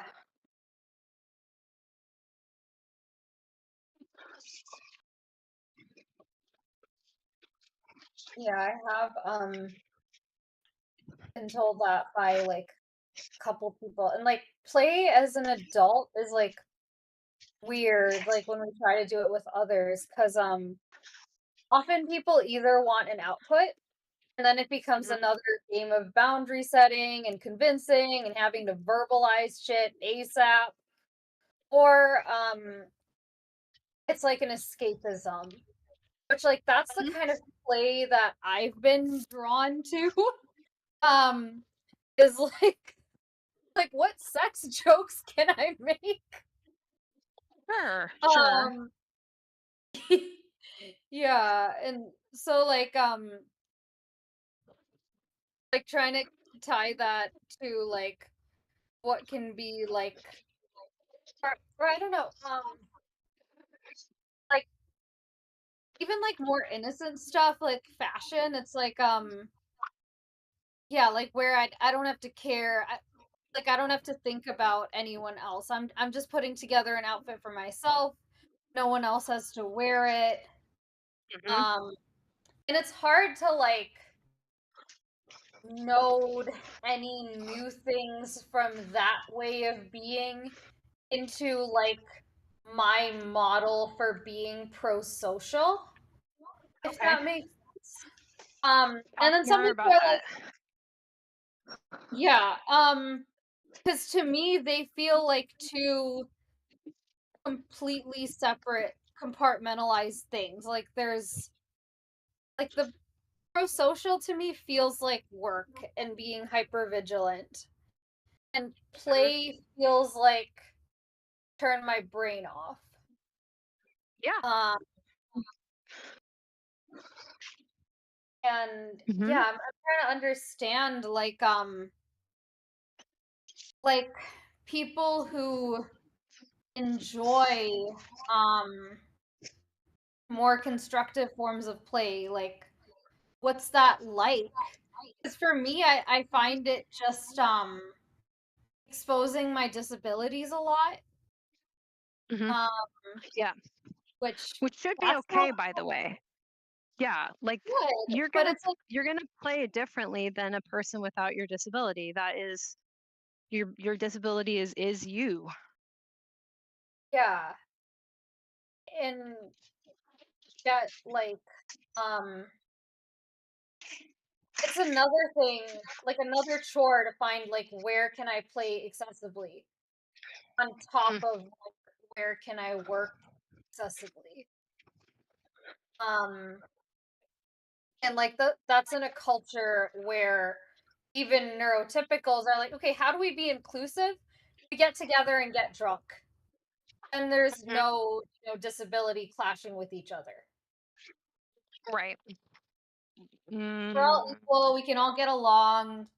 Ideally we can learn not to be racist and sexist, or like right. go Which cheer at a yeah. game.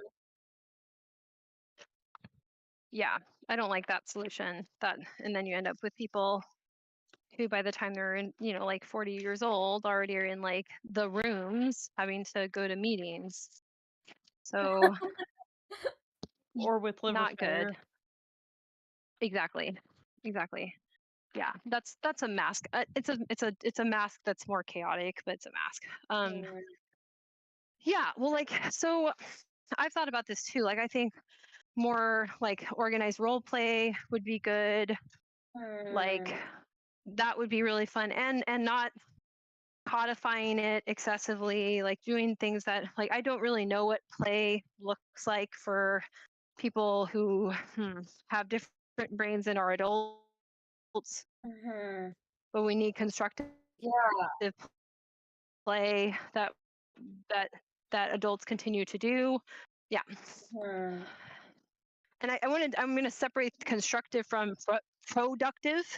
You're constructing something, you're not producing something. It's not to then put it into a like purchasing, dynamic. It's not for, I mean, I guess if you make something, if you happen to construct something that's so cool that somebody wants to buy it, okay, but that's not what you need. So we have for example, there's an explosion of party games. I've noticed that just walking through Target, I'm like, that's odd.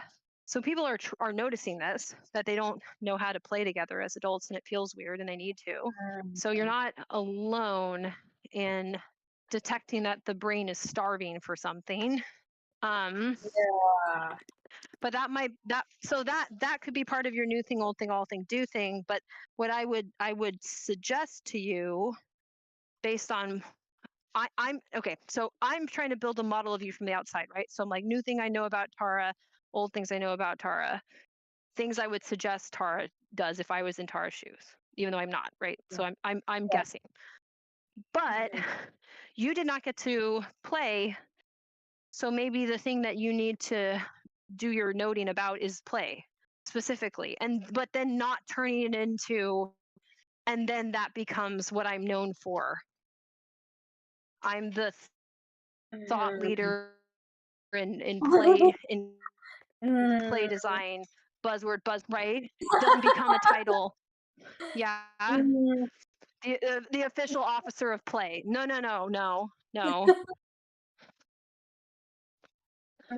Even though your peers are going to try to make you do that, because they're also in the same. They want to see you succeed at that, because they need that. They need hope that they too are going to get their little sheriff's badge in their fucking prison that they're in, but they're inmates. They're in prison.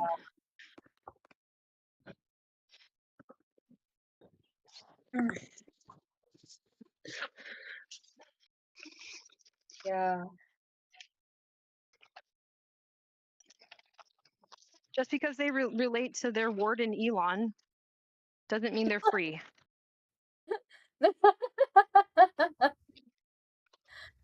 Hmm.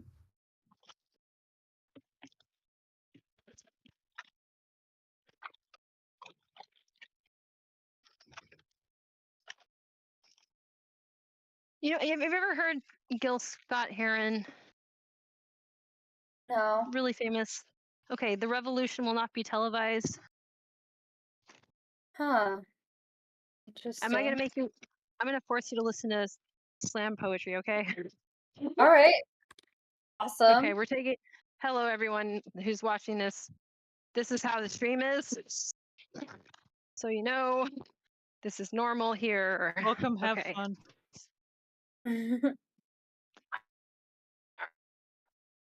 The entertainment is appreciated while I am bad at what I'm trying to do. Only this is the computer. All right, I will listen to it. Okay, let's go here.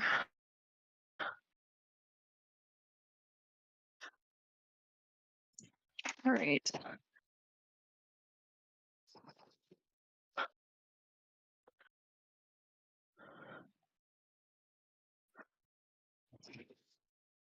Three minutes long. I'm gonna just share my screen on this so y'all can hear it. The video will just be us still, but you'll hear it. Okay, let me know when everyone's watching. I'm watching. You will not be able to plug in, turn on, and Okay. I have to be watching too, actually. Huh? Wait 1 second. Let me go.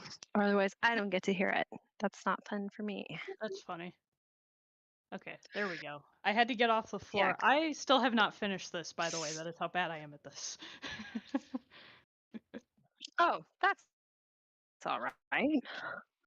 That's all right. Okay, let's listen.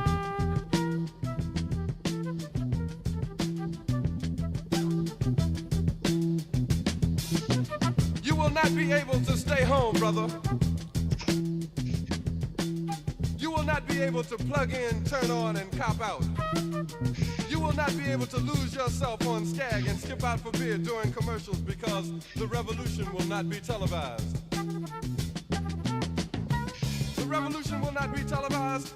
The revolution will not be brought to you by Xerox in 4 parts without commercial interruptions. The revolution will not show you pictures of Nixon blowing a bugle and leading a charge by John Mitchell, General Abrams, and Spyro Agnew to eat hog maws confiscated from a Harlem sanctuary. The revolution will not be televised. The revolution will not be brought to you by the Schaefer Award Theater and will not star Natalie Woods and Steve McQueen or Bullwinkle and Julia. The revolution will not give your mouth sex appeal. The revolution will not get rid of the nubs. The revolution will not make you look 5 pounds thinner because the revolution will not be televised, brother. There will be no pictures of you and Willie Mae pushing that shopping cart down the block on the dead run or trying to slide that color TV into a stolen ambulance. NBC will not be able to predict the winner at 8:32 on report from 29 districts. The revolution will not be televised. There will be no pictures of pigs shooting down brothers on the instant replay. There will be no pictures of pigs shooting down brothers on the instant replay. There will be no pictures of Whitney Young being run out of Harlem on a rail with a brand new process. There will be no slow motion or still life of Roy Wilkins strolling through Watts in a red, black, and green liberation jumpsuit that he has been saving for just the proper occasion. Green Acres, Beverly Hillbillies, and Hooterville Junction will no longer be so damn relevant, and women will not care if Dick finally got down with Jane on Search for Tomorrow, because black people will be in the street looking for a brighter day. The revolution will not be televised. There will be no highlights on the 11 o'clock news and no pictures of Harry armed women liberationists and Jackie Onassis blowing her nose. The theme song will not be written by Jim Webb or Francis Scott Keys, nor sung by Glenn Campbell, Tom Jones, Johnny Cash, Engelbert Humperdinck, or The Rare Earth. The revolution will not be televised. The revolution will not be right back after a message about a white tornado, white lightning, or white people. You will not have to worry about a dove in your bedroom, the tiger in your tank, or the giant in your toilet bowl. The revolution will not go better with Coke. The revolution will not fight germs that may cause bad breath. The revolution will put you in the driver's seat. The revolution will not be televised, will not be televised, will not be televised, will not be televised. The revolution will be no rerun, brothers. The revolution will be live.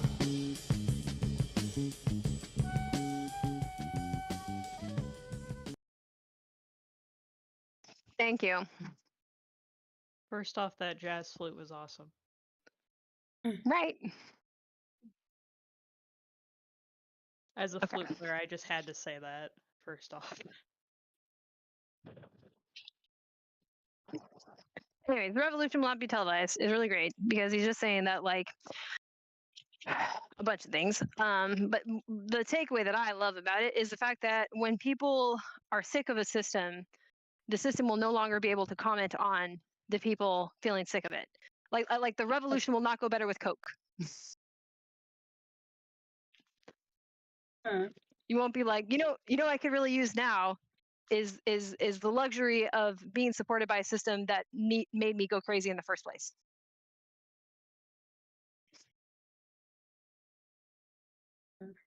And the system that we're currently in, it's still little tiny people pulling it together, dragging it along, thinking that it's a good idea, not asking deeper questions, but it's just the status quo. And before we all got installed into thinking that this is just the way it is, there was a system before it, and people just thought this is the way it is. And there's a breaking point where you can say like, okay, but is it healthy? That's all you really have to ask. And you know it's not healthy. You know that it's not healthy. You know you don't feel good, and it's not because you're crazy. That's a cop out, for one. And for two, we know that we have disabilities. We know we have a disability. And if you're trying to find a way to enjoy yourself, have fun, get rest. You probably need a lot of rest. Your body is probably doing something that we can't quite understand. We gaslight women all the time about real physical ailments that you're detecting early, and then you're supposed to go drink to fix that. That's going to absolutely exacerbate whatever's going on with you.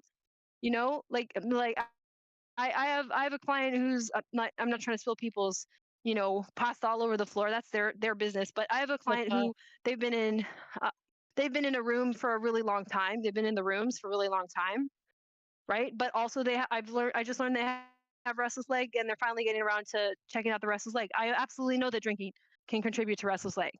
You don't want to throw in more wrenches in your damn machine when we already ignore what's going on with you when you have early signs of like, is something going on? Is something going on? Is something going on? So you don't the problem with the node for me is I've noted to the point where I look at the whole world and I'm like, damn, I wish more people noted, because I end up trying to node for everything. I'm like, you know what I mean? But we can make this more manageable. And if you're around people that say that they're going to be thought leaders and stuff like that, and they can't ask some basic questions as to like, why do you want so much money though? Why are you cool with people having this much money? Why don't you question things deeper? Maybe you're not a leader. Maybe you're not a leader. Why is leader synonymous with men? I heard the funniest thing yesterday. Yuval Wachiduk, very popular right now. I think it's because he has a really calm face on camera and wrote a book about people. Great. And then wrote a book about technology. Great. He's going to be popular for a while. So he's giving all his predictions about this, that, and the other. Okay, so he's a thought leader. Great, good for him. But he's sitting there talking to some dude, doesn't ask questions about these landmines that this guy is just dropping down. One of them, he says that Yuval says that a leader is someone who can take care of everyone. I'm like, oh, interesting. So you're saying a leader is I want to ask you something, just genuinely. Physiologically, what is the one category of a mammal that could take care of everybody? Because this isn't a trick question. I'm just like, I'm like, do you mean a mother? Because you must mean a mother. But they don't, because then he goes on to say, his interviewer goes on to say that there's a myth in the culture that this particular interviewer comes from, where there's the great mystical man, a leader, comma, a leader. No pause. A man is a leader at the end. I'm like, but you just said someone that can take care of everyone.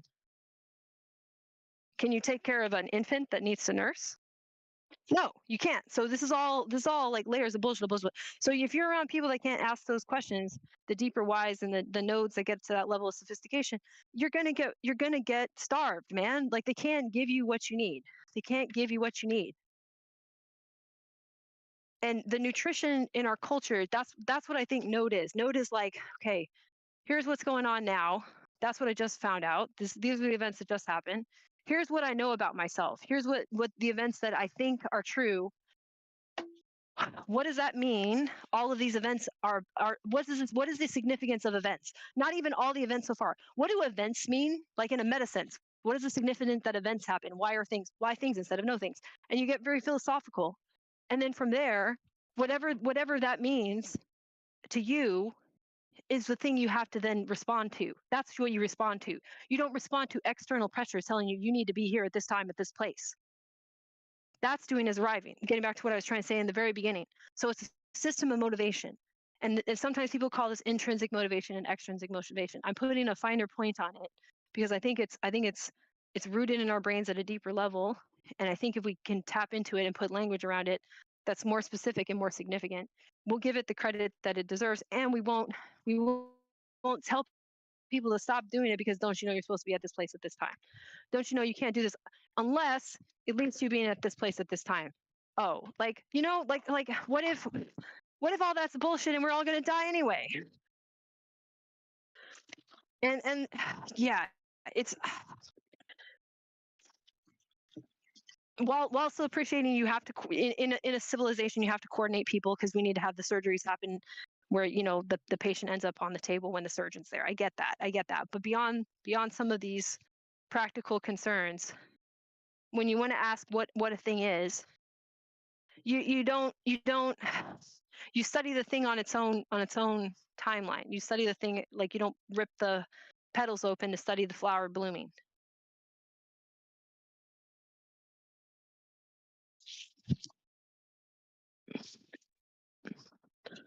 Yeah. So I want to Shadow, is there like anything you want to comment on, because I know you haven't said much yet. If you're just taking it in, that's cool. I mean, it was very much, you guys did not want my mic to be unmuted during that. There was a lot of me cussing at myself. So that's why my mic was muted, because that took me an absurd amount more time than it probably should have. Because it kept being like, flip this upside down. I couldn't tell if the instructions were telling me to put it in and like put it through upside down, or yeah, I couldn't discern what the directions were actually telling me. And to be honest, I am still not sure if this is correct. But Oh, well, that's not a good feeling. I mean, sorry to hear. Yeah. I mean, oddly enough, most of the things I put together have something like slightly off with them, even if they structurally work. I think the only thing I put together completely right was my desk, if I'm being honest. I think everything Anyway, else so was wrong. again, even for you, Shadow, like, if I can check in. So, like, my thing is to trust that, and it's not intuition, it's a separate process that we've called stupid names. That the new thing that you picked out of this conversation is specific to you, and a process that you've been refining over your life. And the old thing that, once you've figured out, okay, there's a new thing that happened, the old thing that then comes out of it will be specific to you. You have some influence in this because you could look at a different set of objects to help cue the old thing, right? Or even you could look at some different new things to help cue some of the old things, so to help get into your episodic memory. And then the all thing will be something that you just remind yourself, okay, that's what we're doing with it. And then the do thing will be yours. So curious what's come out of this for you.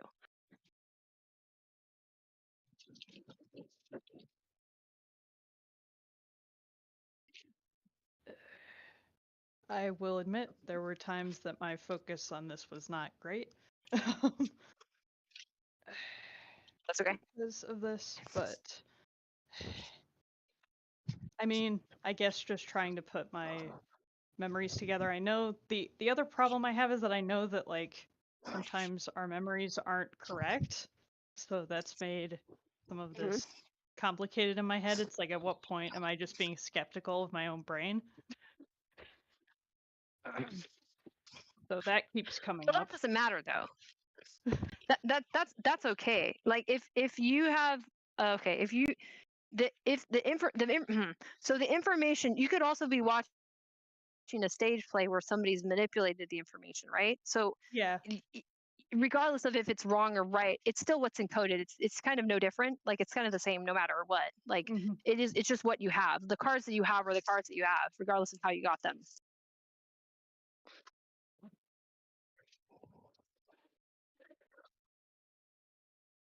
It's a little oversimplified, but for all intents and purposes, probably you can just treat it that way. That, like, you don't have to have, again, the fidelity is, I don't think, a big concern, because it is your own system. If you tuned out for some reason at some times, there's probably a reason why you did it, and it had to do with the information that you're processing in your immediate environment being more important. So then you did that, which is correct.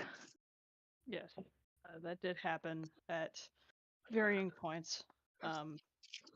And then having trouble getting back in sometimes when it cut out or whatever.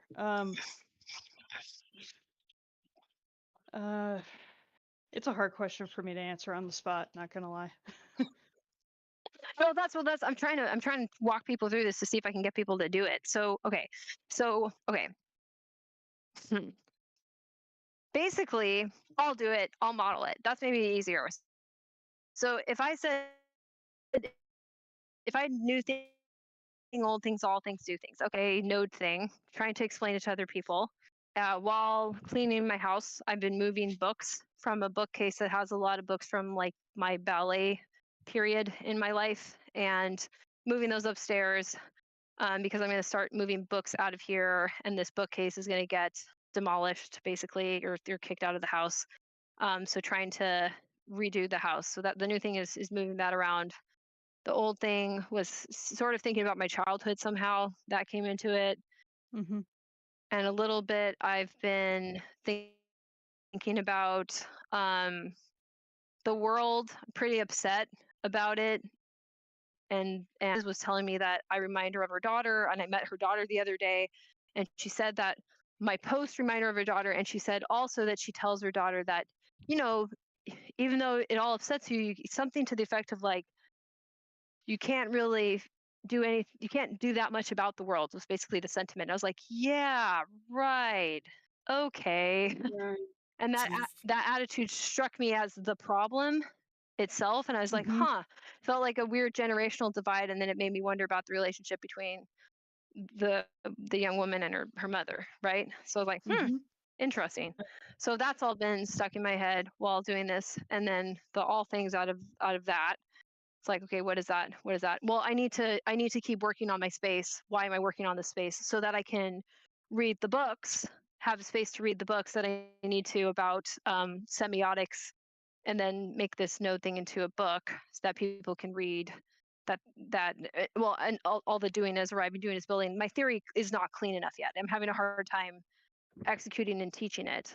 But part of my theory is that we need stations to do developmental work and to do constructive work. Not productive work, constructive work. It might produce something, but it's not this, God, the language is so wrong. It's so dismissive of productive play and work and all that stuff. Like so trying to build a brand new vocabulary around it so that it's protected from criticism and scapegoating. And that gets back to like what happened with the interaction with my boss, describing the attempts of her daughter to express her serious concerns with the system that we find ourselves in, which is being treated very, very, very lightly by people in like Gen X and well, older Gen X and boomers. Yeah. They're extremely unserious about it. Like, it's kind of crazy. Yeah.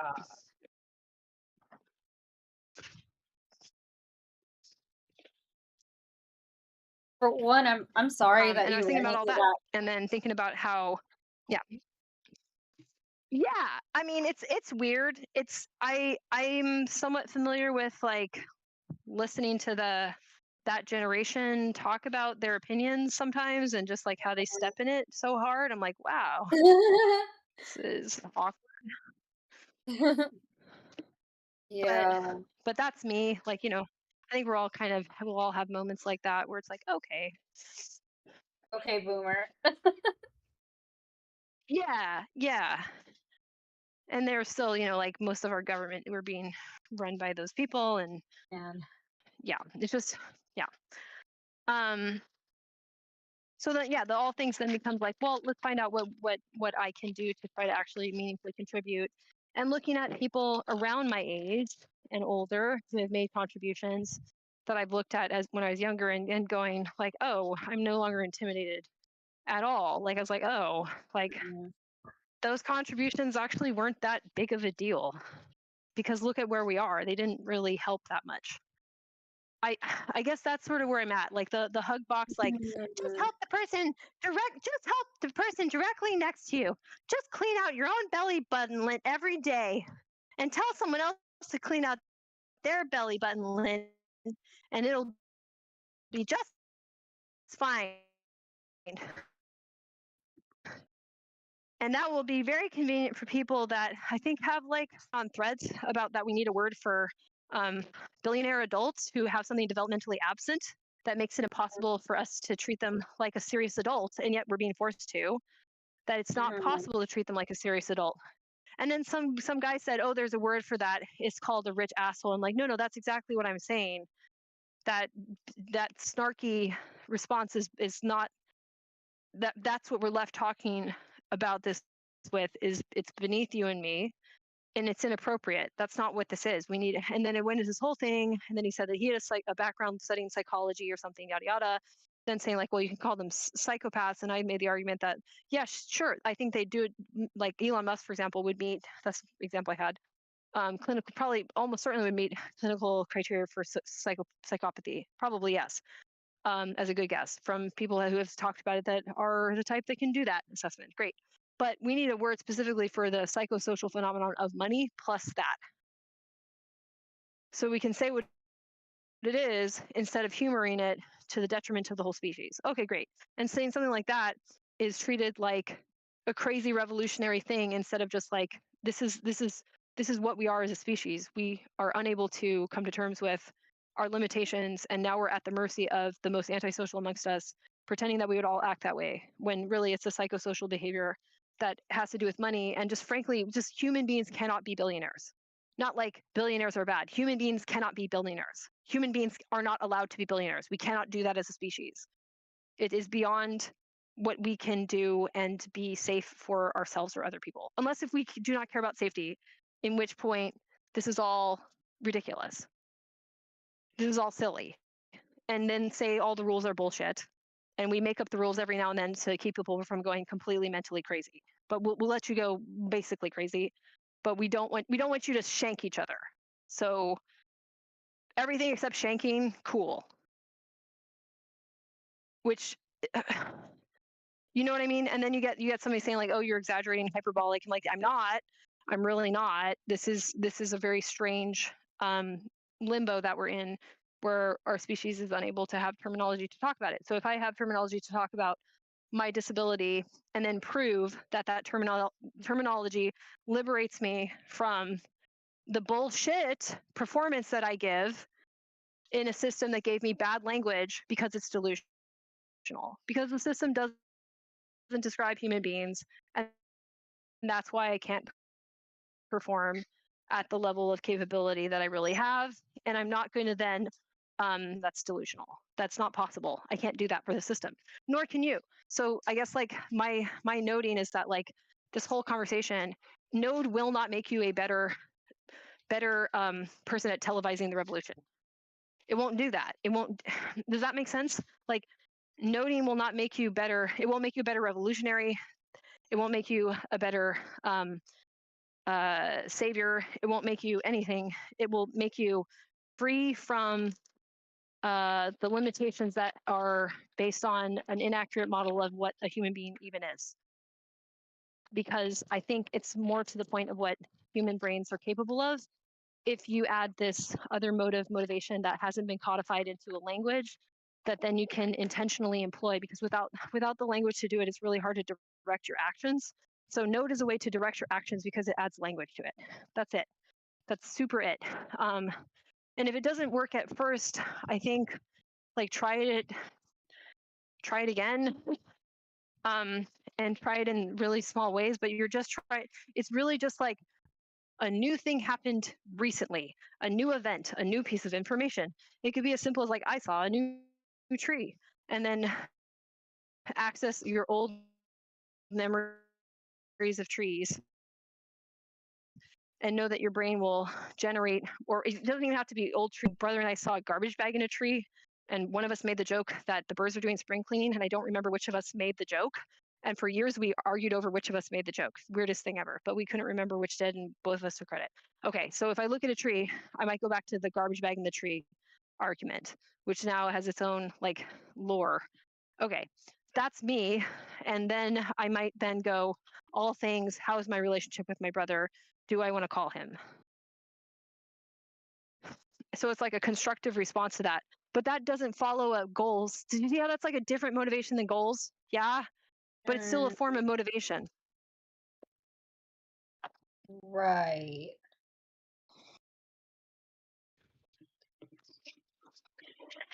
And it can get you unstuck, but it might not make you feel like, oh, me fixing the relationship with my brother. If I then go, oh, but if I fix my relationship with my brother, what goal is that going to move me closer to? Well, now I'm infected.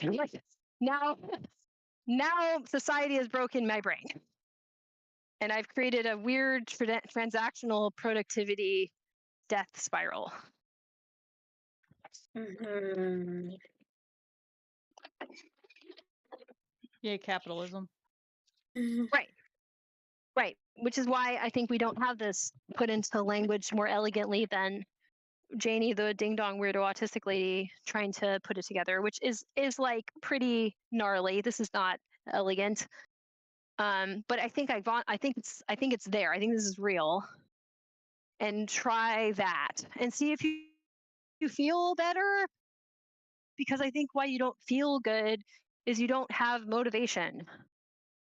And motivation is like your happy chemicals and your sense of like, did I do it or not? If you don't even know what you're doing, how the hell are you supposed to feel better?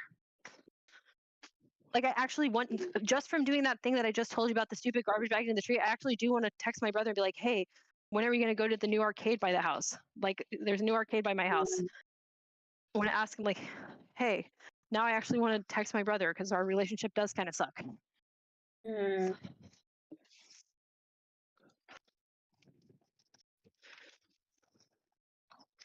I feel that.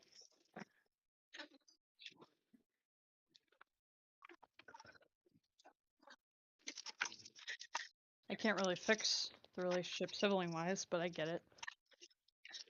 Right. But now I have an action to do, right? And I feel motivated. I literally do feel motivated to do it. And I'm probably going to take my phone out now. I was like, oh, that's easy enough. Why don't I just text him? Yay.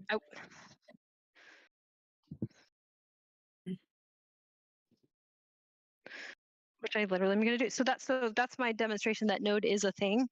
But it's not going to then make I think it's just going to fix your brain on like a basic chemical level of like probably you need some level of motivation to be okay. And if you're not getting enough doing as arriving motivation cycles and goal, la la la, probably your brain is getting really not okay. Mm-hmm.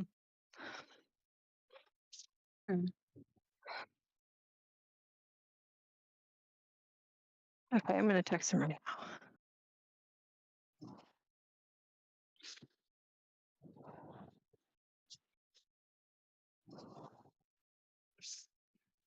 Yeah. So I do question, yeah, I feel like for me, like the motivation, it's twofold. Like on the one hand, there is like the I want to be able to organize this information better and feel like it's coming together and not like I'm just driving myself crazy. And Mm-hmm. the other thing is like when people do, stop to listen and then like make asks in ways that I might not expect, um, like to be ready for it. And also to know like when I'm not ready for a specific ask and to pass that along to someone else. Um, like Yes. I can give Yes. you like Yeah. 2 examples. So I'll give like a bad example and then a what seems like maybe a more positive example. So the bad one, there was someone um I had a chat with last year, startup founder who's multiple kinds of neurodivergent and like wanted help with facilitation on her team and mm, like having them understand her neurodivergence better.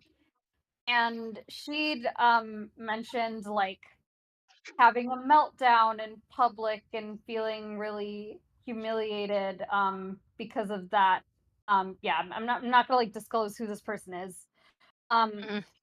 But and like wanting her co-founder to better understand that kind of thing. And at this same time, I like a couple days after that, I went to a seminar about meltdowns, shutdowns, and autistic burnout, and learned that meltdowns can actually be like more dangerous than I thought.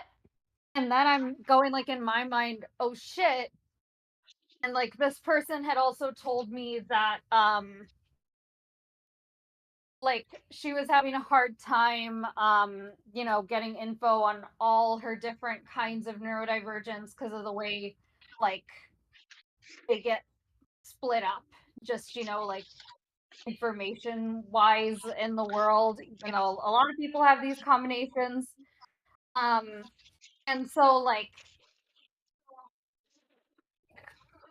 she could probably benefit from going to that kind of seminar herself, plus team facilitation.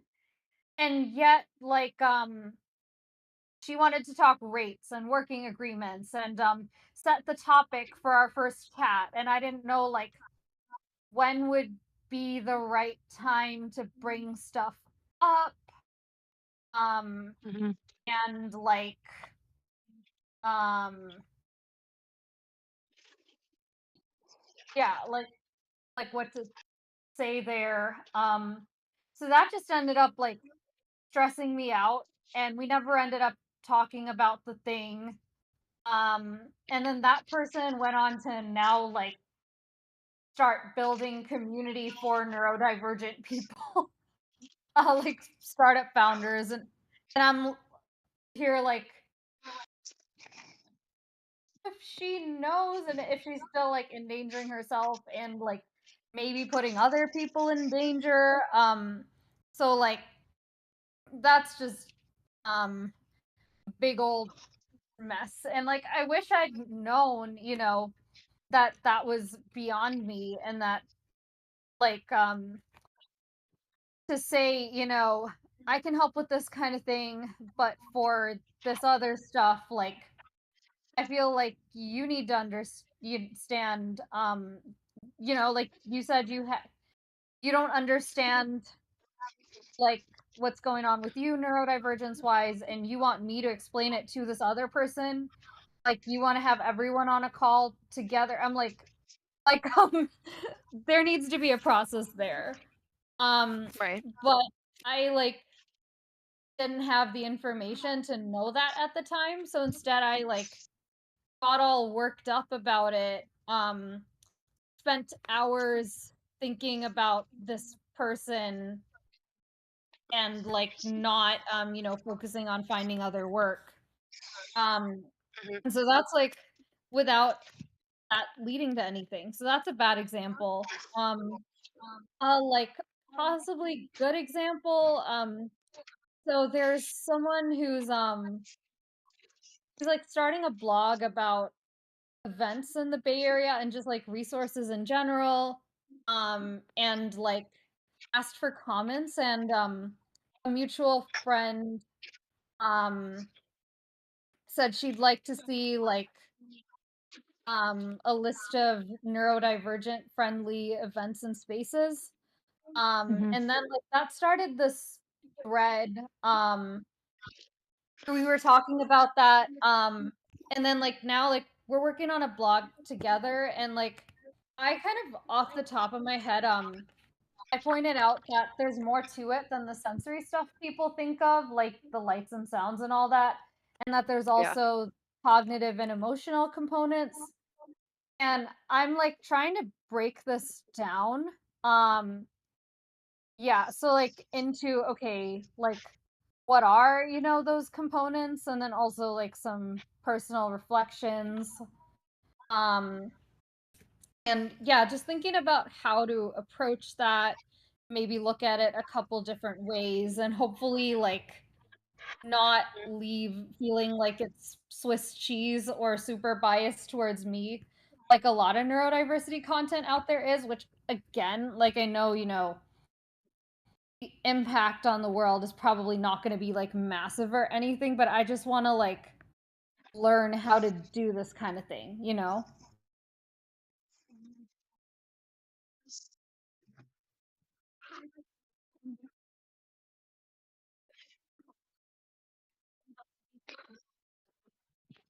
Right. Okay. So you went. Okay. So you neurodiverse. Okay.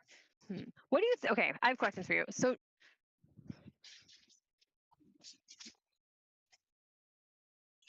am I still here? Am I muted? Wait. No, you're not muted. We hear you. Am I alive? Did I die? You're live. Okay. Can I You got hear fuzzy for Tara? a minute, but now we hear you. Yes. Okay. Define neurodiversity content. What is that? Like a lot of like blogs and social media content, and even like from coaches sometimes, where it's very indexed on their personal experience and or like little stories here and there, but that aren't really representative of like what else people might run into. Okay, I'll mention one example. So I worked with a autism and ADHD coach in the past, and like at first it felt really great because she was like bringing up all these different things, but like she wasn't working to like she didn't have a framework, like Matthew, the coach I'm currently working with, does, or like what you're putting together, Jane. And she would like, so I like both did coaching with her individually, and also I was in like a lot of, she would do like these little stories on social media, and I would be like, oh wow, that's a thing with neurodivergence, and that's a thing, and that's a thing, and it would feel like this endless list of things to worry about without any kind of sense of like, okay, I've mapped out half of it now. And Right. so I just got like more and more stressed out over time. And I developed and I feel like even sometimes like when I've come in here, like my perception of what I need is kind of like ever since that experience.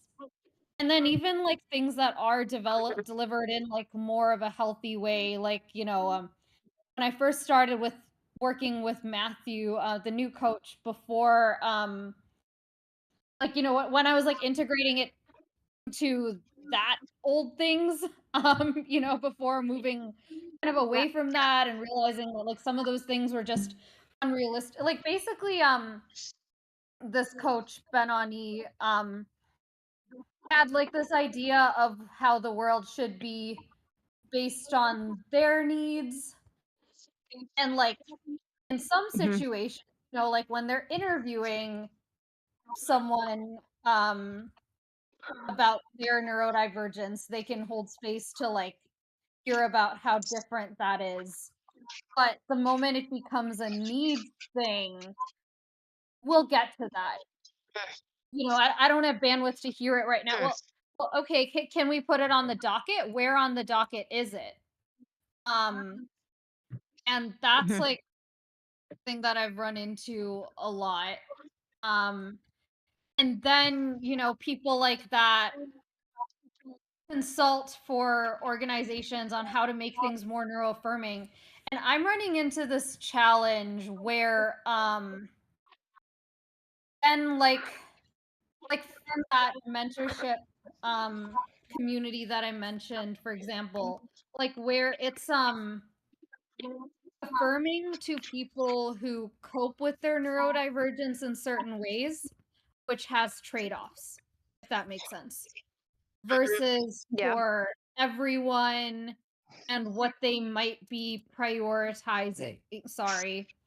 And like, they don't have an understanding to be able to have a thoughtful discussion about that. And like, I worry, given how most people don't really think thoughtfully and they extrapolate a lot, I worry about throwing something out there and giving people the impression that they know how to be okay, I worry about one of two things happening.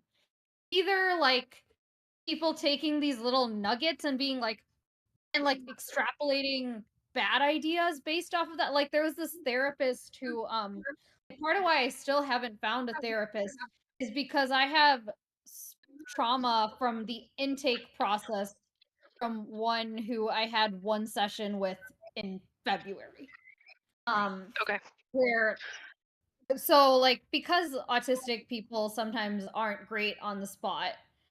You know, like she was trying to be neuroaffirming and have this questionnaire and also like the balancing, you know, being neuroaffirming for clients and for herself.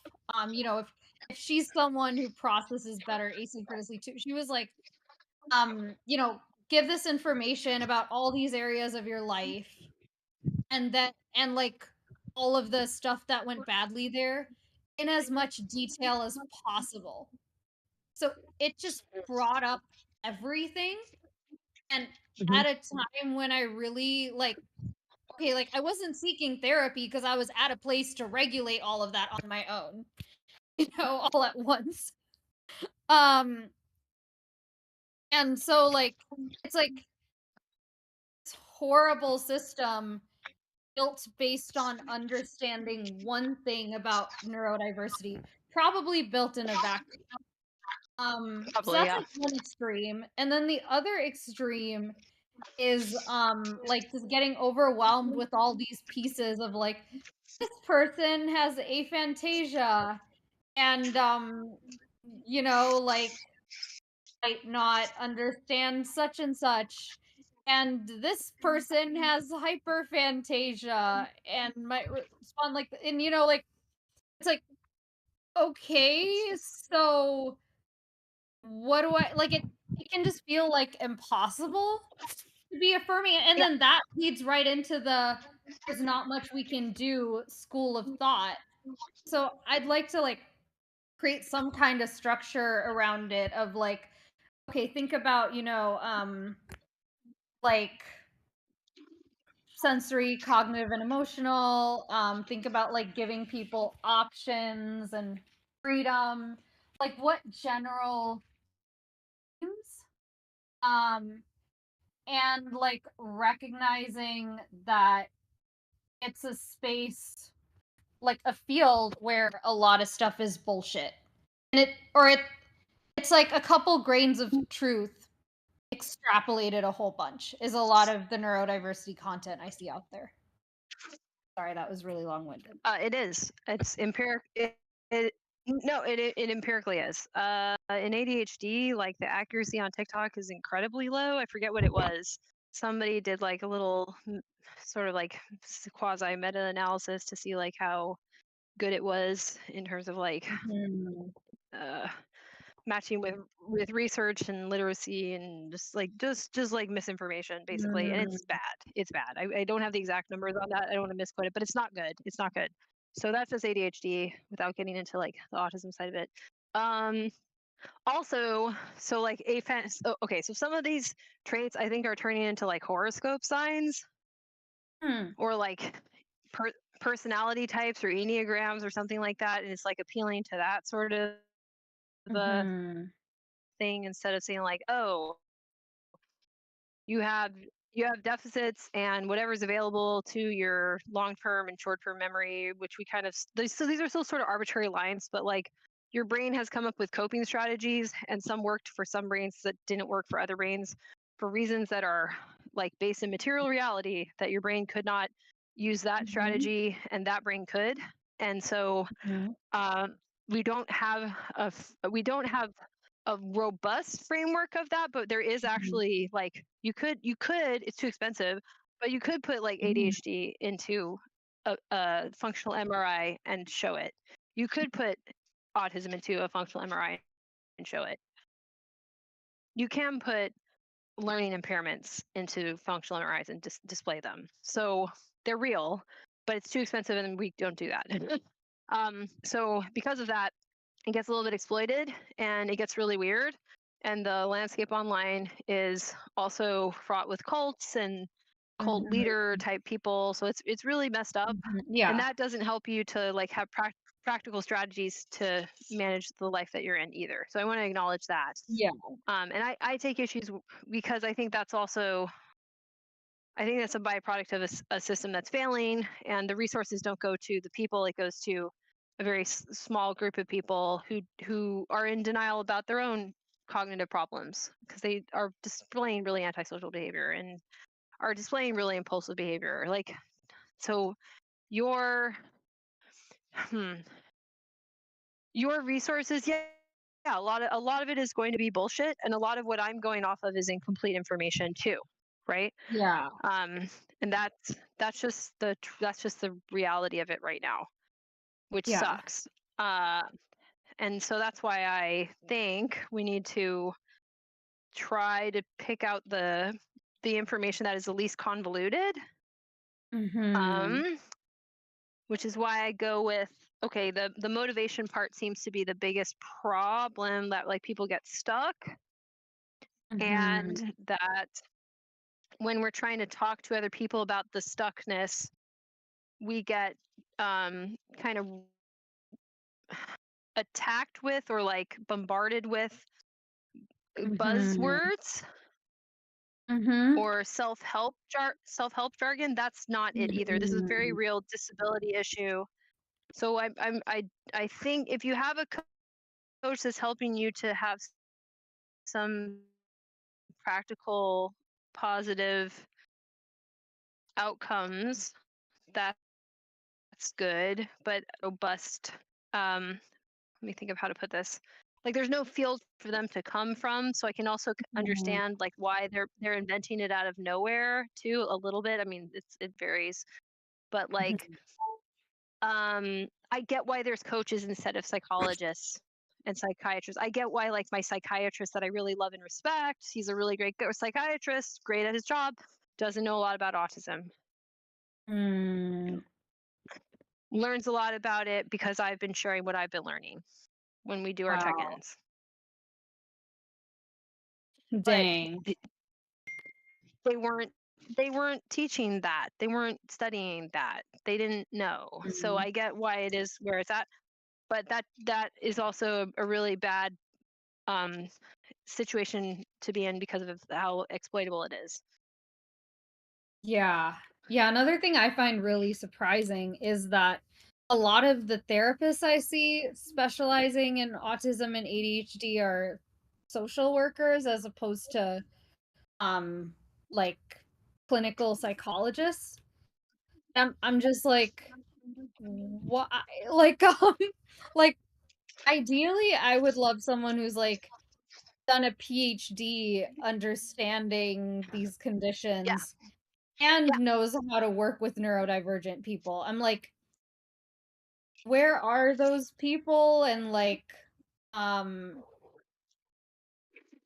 yeah, like why are we being sent to a bunch of a bunch of social workers who like some of them understand that the like empirically that some of the conventional methods don't work well for us, but I'm like, why can't there be one person who can also tell me how my brain works and like how to regulate? Yeah. Yeah. Yep. Yep. Mm. Yep. Yeah. Yeah. So and that um is able to read current research and even potentially take their clinical, like somebody who's doing like a light clinical load, so they can, which that's not unusual. It's not crazy, where they're doing a light clinical practice and then they are doing some sort of like oversight position. They're not, lead authors, but they're doing something where they're helping with research. And then they could be steering the research, right, based on their clinical experience, which is not what's currently a norm at all. I hope I'm not sure somebody's doing that, actually. That's kind of shit. I'm sure somebody's doing that. No, I'm not. Yeah, I right? think somebody's doing that. I Yeah. believe I've heard of that, but I'd have to double check that I think that's happening. I've heard of some women that are doing something like that, but you need some people that are straddling the line of doing like research and working as a clinician, which we need Yeah. to disclose to the public and have that somehow get on TikTok instead of people who want to have a business. Like, you know what I If mean? Like, I it's don't want this to be my business. if it's psychiatrists, it would usually be look for MD/PhD type people. Look for people that have both, generally speaking, Yeah. because no offense to MDs at all, but most of them research is not what they're there for. So look for people with both that are also clinically practicing. Right. That's where you That have makes to look sense. for the record. Okay. I figured there'd also be like in the psychology realm if it's not psychiatry. But I mean maybe this kind of thing does fall more in the psychiatry realm, even though like in theory, It 'cause I depends. wrote.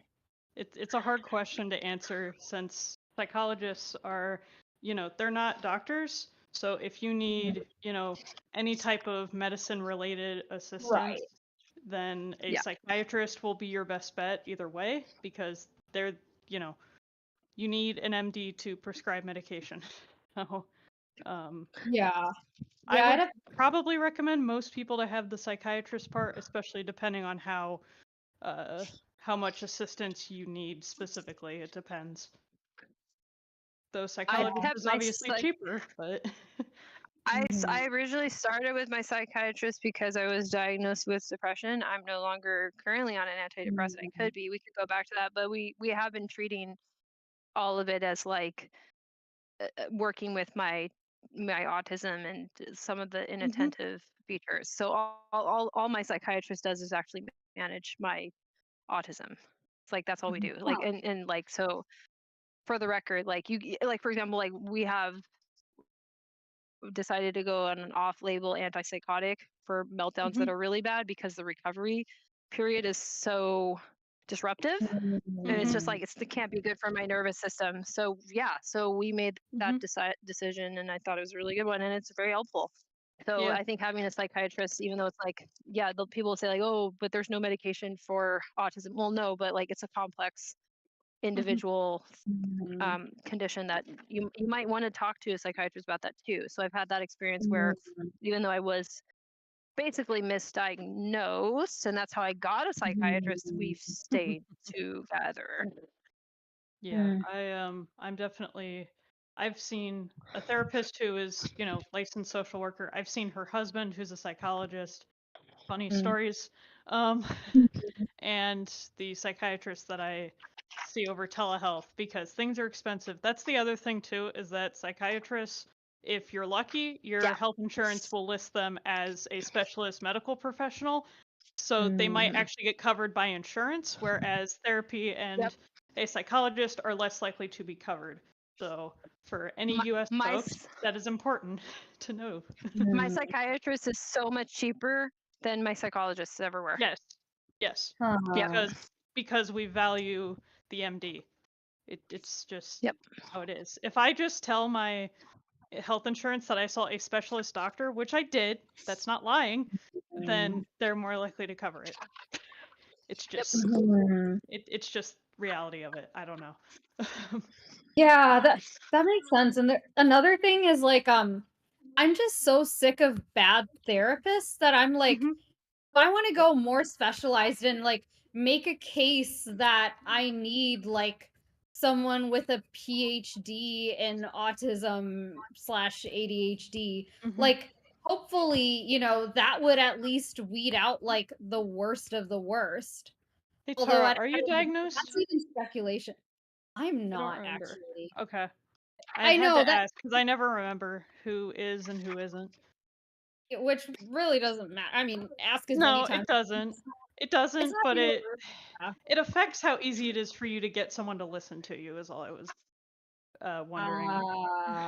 Right. Well, I just got really lucky that I got diagnosed by my therapist's husband. That like I acknowledge this.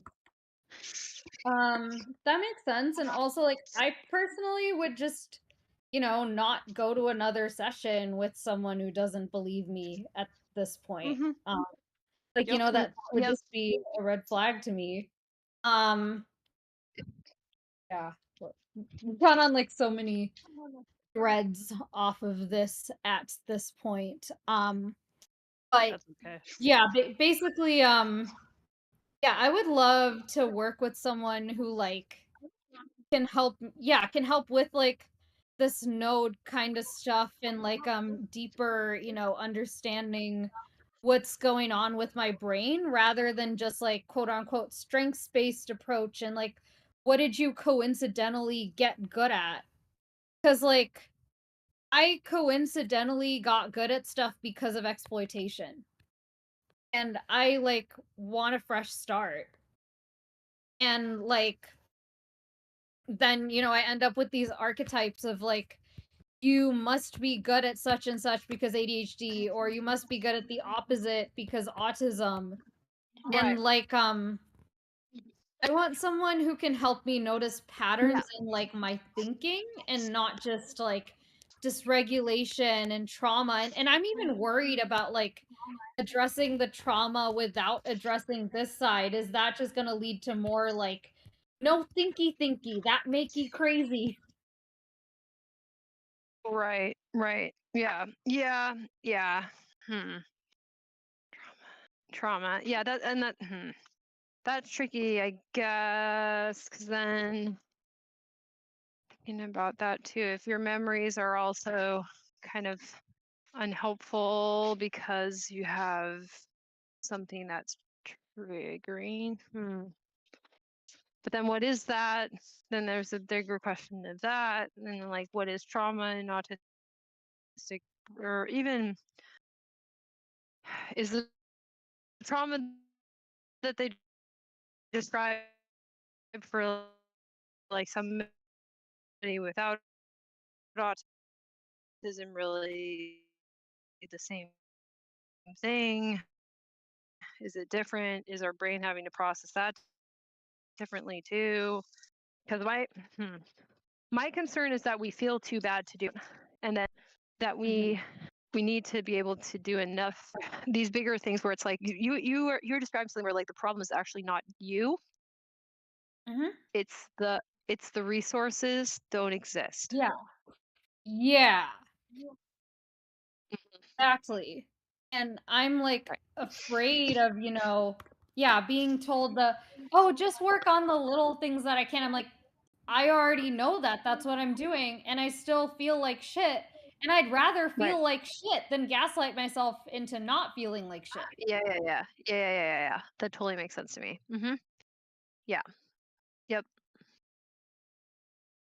Yeah. Hmm. Mhm. Yeah. On the plus side, I do feel like this year of collecting more examples, I have been able to better differentiate like there are situations where it is me versus Mhm. yeah, develop some level of that discernment versus like early this year I would have needed someone I could just trust off the bat and I like didn't run into that in the first couple tries and that was really traumatic for me. Just like Yeah. how much more bullshit am I gonna need to take in before I can like get answers? And so I've been like slowly over time kind of picking up ideas about like what even is trauma and trauma healing and like how do autistic and ADHD folks process information and like try to somewhat understand what's what because like I don't know if I can find someone who can reliably give me the fast track like Ben Ani was supposed to be that they have a master's in autism and are working towards their PhD, the psychology route. And so right now, like because they're not licensed yet, they're going the coaching route. And like it was another example of like centering themselves. And that's another thing is like the status quo in the psychology world. It doesn't know what to do with autism to the point that these practitioners are kind of figuring it out for themselves anyway. And then it's like, Mhm. okay, so would that person just be more expensive than the social worker for like the same kind of result? Mhm. Mhm. Mhm. Mhm.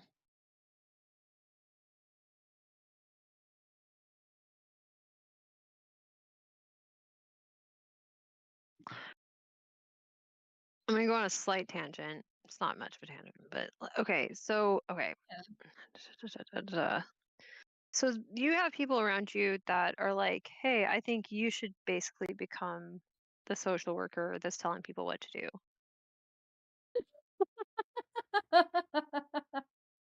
I am so curious, why'd you ask that? Yeah, well, because that's part of the thing, right? Is that okay? You you got involved with like a very demanding world in Mhm. tech and startup culture, Mhm. and that world sort of wants to have a veneer of being healthy and Mhm. definitely attracts or I'll say even exploits people who have neurodivergent brains and because Yeah. you have these superpowers or whatever, quote unquote. Mhm. Um, so are they trying to make you figure out for them how to keep the neurodivergent people working? Like, are you being recruited because like what? Mm. Um, I have heard those paths suggested to me, but not pushed Mhm. very hard, but also after I this all happened pretty fast. There was a point where I was considering becoming a therapist after my last time struggling to find a therapist. Uh-huh. And seeing one thing that really pissed me off was that like work stress and or work trauma were not really a category in places where I was searching, and like Mm. trauma is known as like, people talk about dating, relationships, family, when like Yeah. that wasn't what was, bothering me. Right. And so like that was one thing I was thinking about, and then after that neurodivergence and like that being underserved. Uh-huh. But then I like discovered my compassion fatigue, that I can only take in like 3 emotional things for the day and then I'm like done. Right. And so um and also like just how much emotional labor is, and how like I don't think I'd want to commit to that kind of path until I've had like a serious romantic relationship, because like I've always, been I have to prioritizing keep. damage control. Sorry, what? Yeah. Oh, okay. You keep going. Damage control, please, please. Like in these other areas of my life, or like, someone pulling something from my Jenga tower and then getting dysregulated and having to dig myself out of the hole. And I don't feel like I'm at a place where I could commit to that kind of labor. And then I'm seeing the freedom that people who don't do emotional labor for a living have.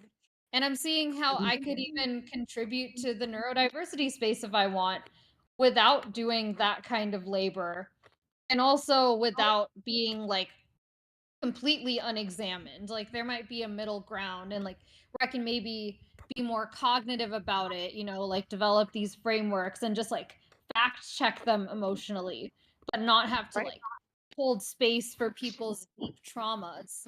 And like, Right. do I even want to do that, or is neurodiversity just an area that I fell into? I do have memories like back, even in college, like wanting to share things about neurodivergence. But like, I don't know. I feel like I just felt like stifled from the pressure to like not disclose. And I'm like, okay, so is the all things there that I just want to be out?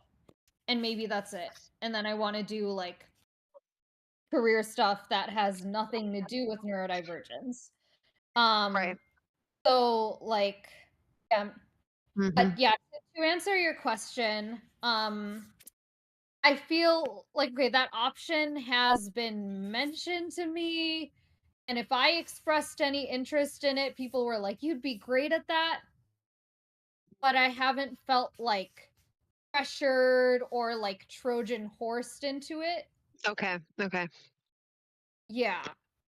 Yeah, because it's so interesting because the work environment is clearly traumatic for autists. Well, let me start. I'll walk this back. It seems like the work environment is actually very traumatic for neurodivergent people. It almost sounds like an abusive relationship. Yes. Right. Okay. And so everybody is like very much on board with like stay in the abusive relationship, Mhm. try to do everything within your power to make this work, which is not, Mhm. which is getting back to my theme here of the whole noting thing. That is not good reality testing. And also getting back to what you brought Mm. up about the, blogs, YouTube, TikTok, the content about neurodivergency is not very good reality testing either. There's a lot of very Yeah. questionable information, and Mhm. the ethics of it is not good because this is a vulnerable population who are not doing well Yeah. economically or Yeah. in other, yeah, really important Mhm. interpersonal ways as well. So all that is happening. So you have a vulnerable group of people who I don't think are being served by any community really, like, except, Yeah. I mean, maybe in very small pockets, right? Like maybe Yeah. there's probably a few little support groups and Mhm. friendships and, you know Mm. uh, holistic people that are good friends with autistic people and Yeah. helping them. I think that's happening, but it's Mhm. very small scale. Mhm. And so you have to like quietly have a movement for Mhm. disability rights without actually having a movement for disability rights, because then you'd have an entire industry have to have a come to Jesus moment about how they have exploited and harmed and abused disabled people, Mhm. which is they clearly are completely unwilling to do, and have a complete like mountain of buzzwords to protect them from ever admitting Yeah. that happened. Oh boy. So that's a lot. I mean, that's a lot. But it's still also where you. I mean, I know there's ethical tech companies that are full of really starry-eyed people that are trying to change the world, Mhm. and Yeah. some people that are less grandiose about it that I can probably, have a cup of coffee with Mhm. and respect. That's out Yeah. there too, but it's a lot to Mhm. also deal with the fact that like these are stupid people when it comes to developmental disability. And I don't know. I am less stupid than the average person only because I went to a school for developmentally different people. And Mm. the person that ran the school was way, way, way ahead of her time, and it wasn't a perfect school, but at least it gave me a vocabulary to not put this into like really grandiose sort of like mythical terminology that like you have a brain you need to manage, and you're not getting enough help managing it, right? Like, and you have some Mhm. help, yeah, you have some help, but the career help is not realistic. Like okay, like Mhm. the career isn't helping you. That career Mhm. as a genre of career seems to be actually traumatizing people to the point that maybe it Yeah. needs its own kind of therapist. Yes, actually, I that was my one of my ideas for careers back when I first started exploring my career change back in when was this 2022. I Uh, thought, yeah, maybe I could become a therapist for tech people. Right. Yep. Yep. Yep. Except you'd have too many people. It would be overwhelming. Okay. Well, I could have a wait list. Yeah. Right. Okay, Jeez. if I could get through, okay, if I didn't have this compassion fatigue issue, that Yeah. might actually be a good option. Mm-hmm. But like I don't want to I want to like I don't want to risk, if that takes up all my emotional energy and I can't have like personal relationships outside of it. Right. And like that's another field where I feel like a lot of people haven't figured their own shit out. So I'd want to figure my own shit out first, and I don't know how many years that's going to take. I might be 50 before it's like, I don't want to take on a bunch of student debt not knowing when I'm going to be able to like capitalize it in a way that's healthy for me and others. And so maybe I end up on that kind of path, or maybe I just, have more conversations like this and inspire someone else. Yeah. Right. Just make people aware that that field should be growing and try to get some more people to, pick that as their path in their career. Mm-hmm. Is your main Is your main problem that like you don't have the right career, or you want a career and can't get one, or is it like you're not because also your health is like your well-being and burnout, right, is like holding you into a state that's not sustainable or okay. Yeah. Yeah, I do. So the health is number one. Mhm. Um, and I was actually just reflecting on this, or like why am I still this burnt out?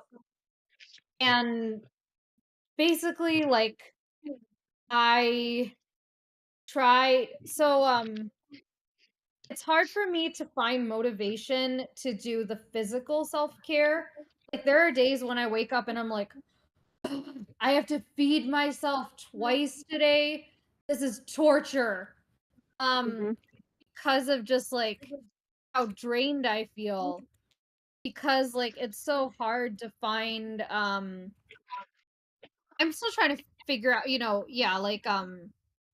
distinguish what these unmet needs even are, because like what we usually hear is the neurotypical like or neuronormative stereotypical, social needs and cognitive needs and whatever. But like if the stereotypical way of meeting them is actually just creating more demands for me, what could I do instead? And so I tried to find play, and Mhm. ran into some good experiences, but also people suggesting things I might be able to do to be less disabled and be able to play in a way that they don't feel weird watching me sitting off to the sidelines with my sensory stuff. Um, as one example. And like with work, I sought out mentorship and instead ran into a lot of like, oh, there's actually this job you could do right now. When I was trying to just like connect with people. Mhm. Um and like learn about this field that I'm passionate about. Um hmm, and what else? Um hmm. Yeah, Because if basically you lots of cycles mm, of that. Also, like meeting healthier people in spaces where people are serious about a thing. But in, our capitalist world, to be serious about a thing, they often need to be either monetizing it or considering yes, that. Yes. Yeah. And also there are a lot more of those people in the Bay Area, which is beyond my budget, versus Chicago, where people drink the pain away.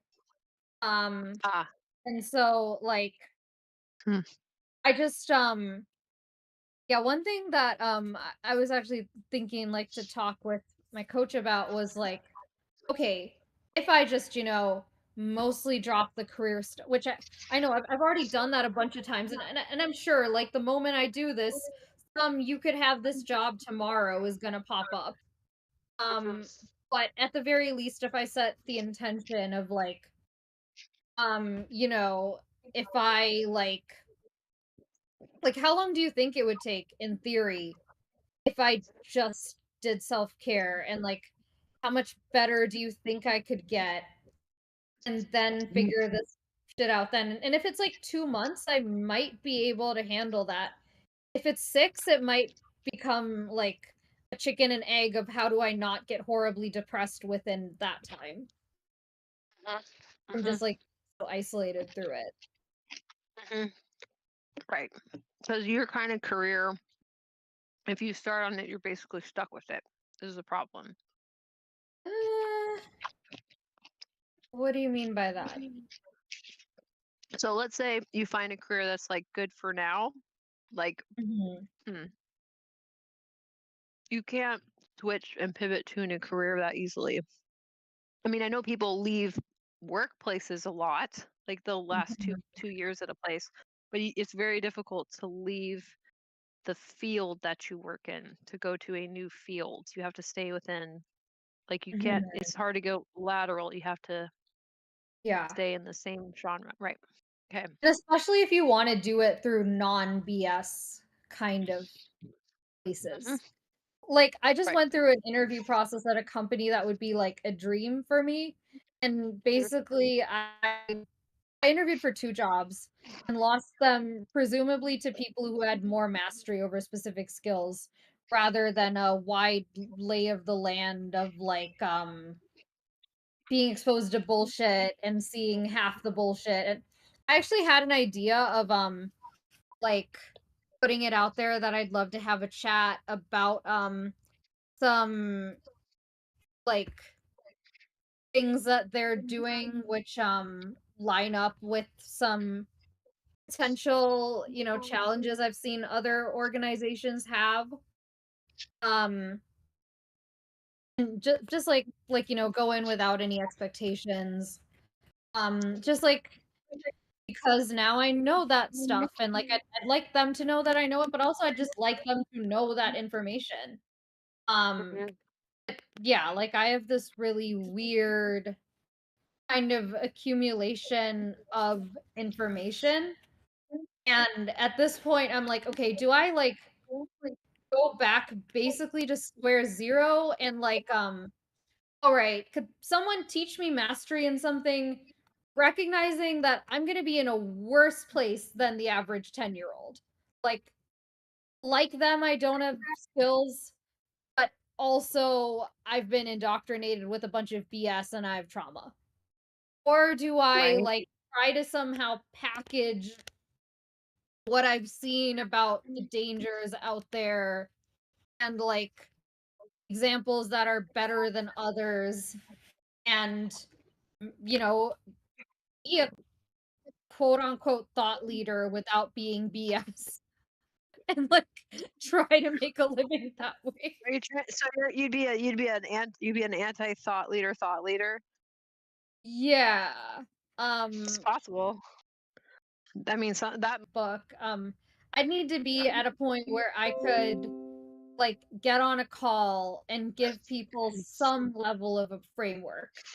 Like Matthew has this 5-week workshop. And he also has like one session ones for smaller things. And like, within a small amount of time and less than a couple $100, um, be able to give people a general framework of what's happening as opposed to like even like Ben Oni's not doing, the other coach isn't doing well business wise either. And I'm not surprised because like she's great at talking about, one individual detail, but not placing it at all like within something bigger. It'd be like if instead of node, this conversation was centered around um I, I don't know, it's hard to even like come up with an analogy, but like one example resulted in an awkward friendship situation, or you know what I mean? Okay. It's like, Yeah. okay, that Like can instead happen. of teaching instead of teaching a principle, you get lost on a hypothetical or something, or like that's an anecdote. Yeah. Yes. Yeah. Yeah. Right. Okay. Yeah. Which is not that's not no, that's not what we're that's not a model. That's a person telling me a story, which is nice. I like stories too. That's why we watch movies, but it's Yeah. not a model. It's a And different also, like, process. to their credit, this was social media content. This wasn't like Sure. you know, within our coaching sessions.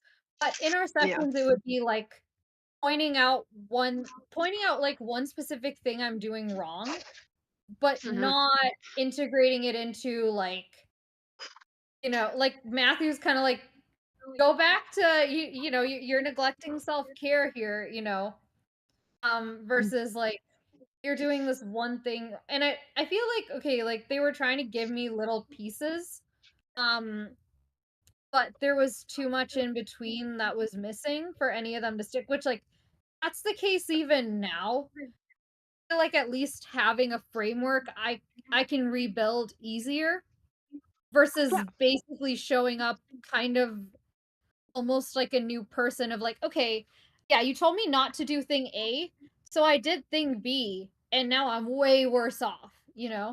Right. Right. You don't know Versus the just like, principle. I fucked up thing A again. It's kind of more my situation now, I feel like. Right. Yeah. Well, I just apply like ballet is a very technical art form, so I like to use it as an example because it makes it Mhm. clear because it's based it's physics, so it's it's a little Mhm. obvious as an example. But like as an example, like I had a ballet teacher, he'd say like, "Don't do it like this," right? I'm like, okay, Mhm. so how do you want me to do it? Because just so you Yeah. know, there's like I can think of 1,000 other ways I could do it wrong, and you haven't Mhm. explained to me why that's wrong. Like I need some way to Mhm. situate that, so it's less likely Yeah. that like and I do that again for one, but for two that I don't invent another stupid way to do it. Like so it Yeah. has to be like do it this way, not that way, and here's why, and here's some other Mhm. related examples so that you can understand the principles that we're trying Mhm. to demonstrate by doing it this way. So it's all an expression of a principle, and the principle is Mhm. building to other abilities, right? Like it's or the principle comes from other principles that are Mhm. aspects of the human body that we're going to be using today, right? So it Mhm. has something a little more sophisticated than I want this and not that, right? Because that's like an external demand that you don't have any insight into because the person has just barked it out to you instead of giving you a way to like unpack it and then understand for yourself. Like, okay, but Mhm. why does it work that way and not some other way? Or what are my options if what if I can't do it that way because I have an individual quirk? Is there any other ways that that can be accomplished Right. that are still legal or valid or whatever? Um, so all Yeah. that stuff that's more sophisticated. So even like your idea of like finding someone and being able to work on mastery, right? Like Mhm. mastery is doing as arriving. Or sorry, sorry, my bad. Mastery is doing as building. I fucked that up. Mastery is doing is Mhm. building because you have to have the time to ask those questions, and the person that needs to get it is you. Like Mhm. and you are a unique individual with unique capacities for understanding. So you may Mhm. need to translated a different way. You may need Yeah. to look at it from a different angle, right? So Mhm. who knows how long that process is going to take? Yeah. It um and who knows what that process Mhm. will end up contributing back to the world. Like you might Yeah. master it, and then it turns out that that mastery doesn't contribute directly back to the field, but contributes somewhere else. Yeah. So that's kind of interesting, but I also don't know. Yeah, I don't know. I don't know if that's like a Mhm. solution for burnout. Like I don't. Yeah. Yeah. That's too much. That's a lot of pressure to put on you, because then it says, Yeah. because it might be saying become a master, because we won't let our masters burn out again. Hmm. Yeah. Um, I am trying to figure out where my desires are coming from. What is like looking for a place of safety versus what's like um like yeah. Yeah, what you were saying where like the can't not do the thing. And on some level I do just feel like things are so fucked that I'm like, well, I could do this, but that'll probably be toppled. Or I could do this other thing, and that'll also probably be toppled. Or I could watch YouTube shorts. So that's kind of like where I am right now. And like I do think starting small, it's easier for me to conceptualize like this, okay, like contributing to this one blog about making events more neurodiversity friendly versus like career do I want, like bigger picture wise. But yeah, I could see like mastery being a source of, or like pursuing mastery being a source of burnout for me. I could also see living as an ADHD American woman without mastery of anything contributing to burnout as well. Like I don't see many examples who aren't burning out, and like those who are seem like thoroughly bought into BS. Um and like had years of therapy to learn to be okay with things and empathize with the other side. Um and um so yeah, like I really don't know.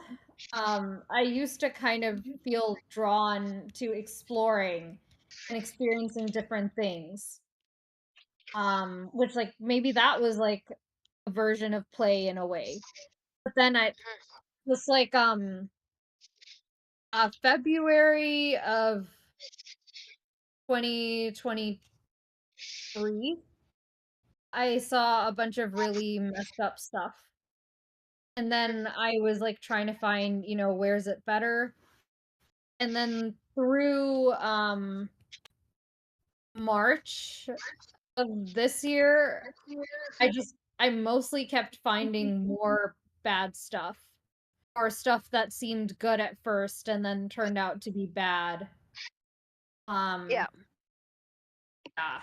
And then like I was around some people with discernment um after, which was good. Mm-hmm. Um and like that's helpful, and I feel like I got somewhere, but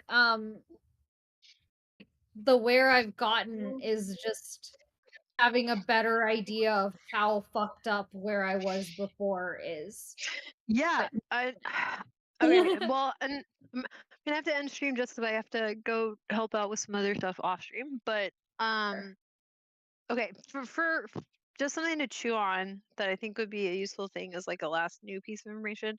If you did see that, I think that is a current okay, that's a current dynamic that is happening for a whole bunch of reasons. Pandemic accelerated or made that worse, but there's a lot of people who are not at their best and they're trying to do things socially, and I'm kind of surprised at it too. So like I'm hearing like, wow, like I have things where I've gotten involved and I'm like, wow, this is actually a lot weirder on the inside than it looks from the outside.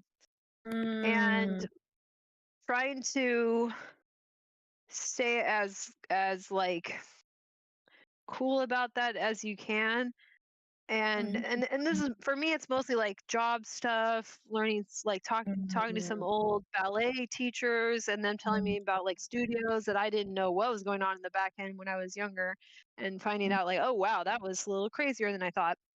Oh, Like these wow. sorts of yeah, I mean but it happens. Like it I Mhm. don't think people are set up to be healthy together once they're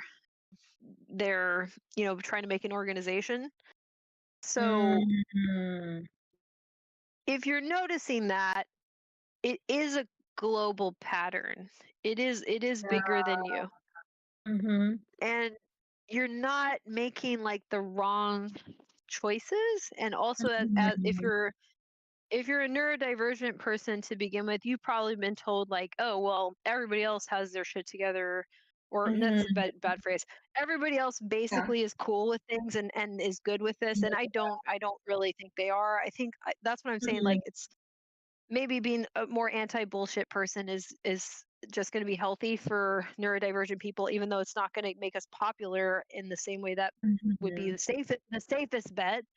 But Yeah. it will help you to cope with this and make you a safer person for people to talk to, because Mhm. there's a lot of people who have unhelpful ways of organizing themselves with other people to cope with the really weird dynamic we're in as a species. We're in a really weird Yeah. dynamic as a species.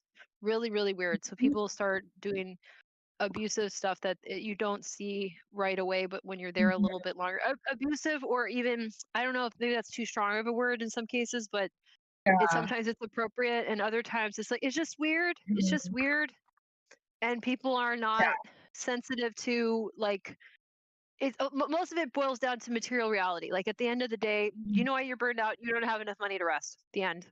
I solved it. Yeah. Yes. And that's Yeah. okay to also that's okay to sit down and acknowledge a little bit too. Yeah. And that's another thing that I see, like, in this field of like social connection and companies that are trying to solve the loneliness problem, and by putting a bunch Yeah. of demands on people. I don't think people need like to be told how to make friends so much as just to be less tired. Yep. They need enough money to live. Whenever I see pictures of billionaires at their birthday parties, they look just fine. So it, it's we just don't have enough money. That's all. Okay, I'm gonna with that I'm gonna go for now. But Mhm. I'll go over the node thing a little bit more in the future as I work it out. But basically, it's really really short, and it's just oh somebody I had a mod thing. Oh, it's a bot, just a bot. Okay.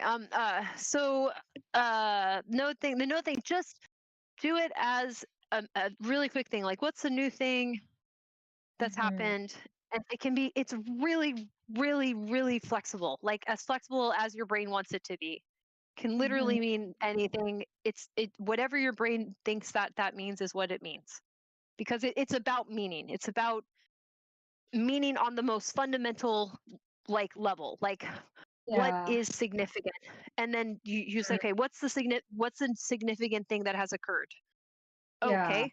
A- and what significant things that already have occurred that are in my memory does that make me think about? Okay, if I think about both of those at the same time or those things all together, what does that make me want to do? That's it. and then you just go ahead and do that thing. You probably will have no problem being motivated to do that thing. And just like go ahead and do it at that time if you can. If there's some reason you can't, obviously that will be a little tricky, but usually it's a small action and you can just do it. And hopefully that will help with some basic regulation, that you have some hits of, happy stress relieving chemicals in your brain. Wow. Okay. I just thought of an example of when this went like really wrong for me, but I'll let you go. Yeah, we'll try this more later. We'll review it. We'll review it. So just play with it, and then we'll try it again later. Okay. All right. Cool. Bye, Okay. everyone. All right. Thanks for Bye. listening.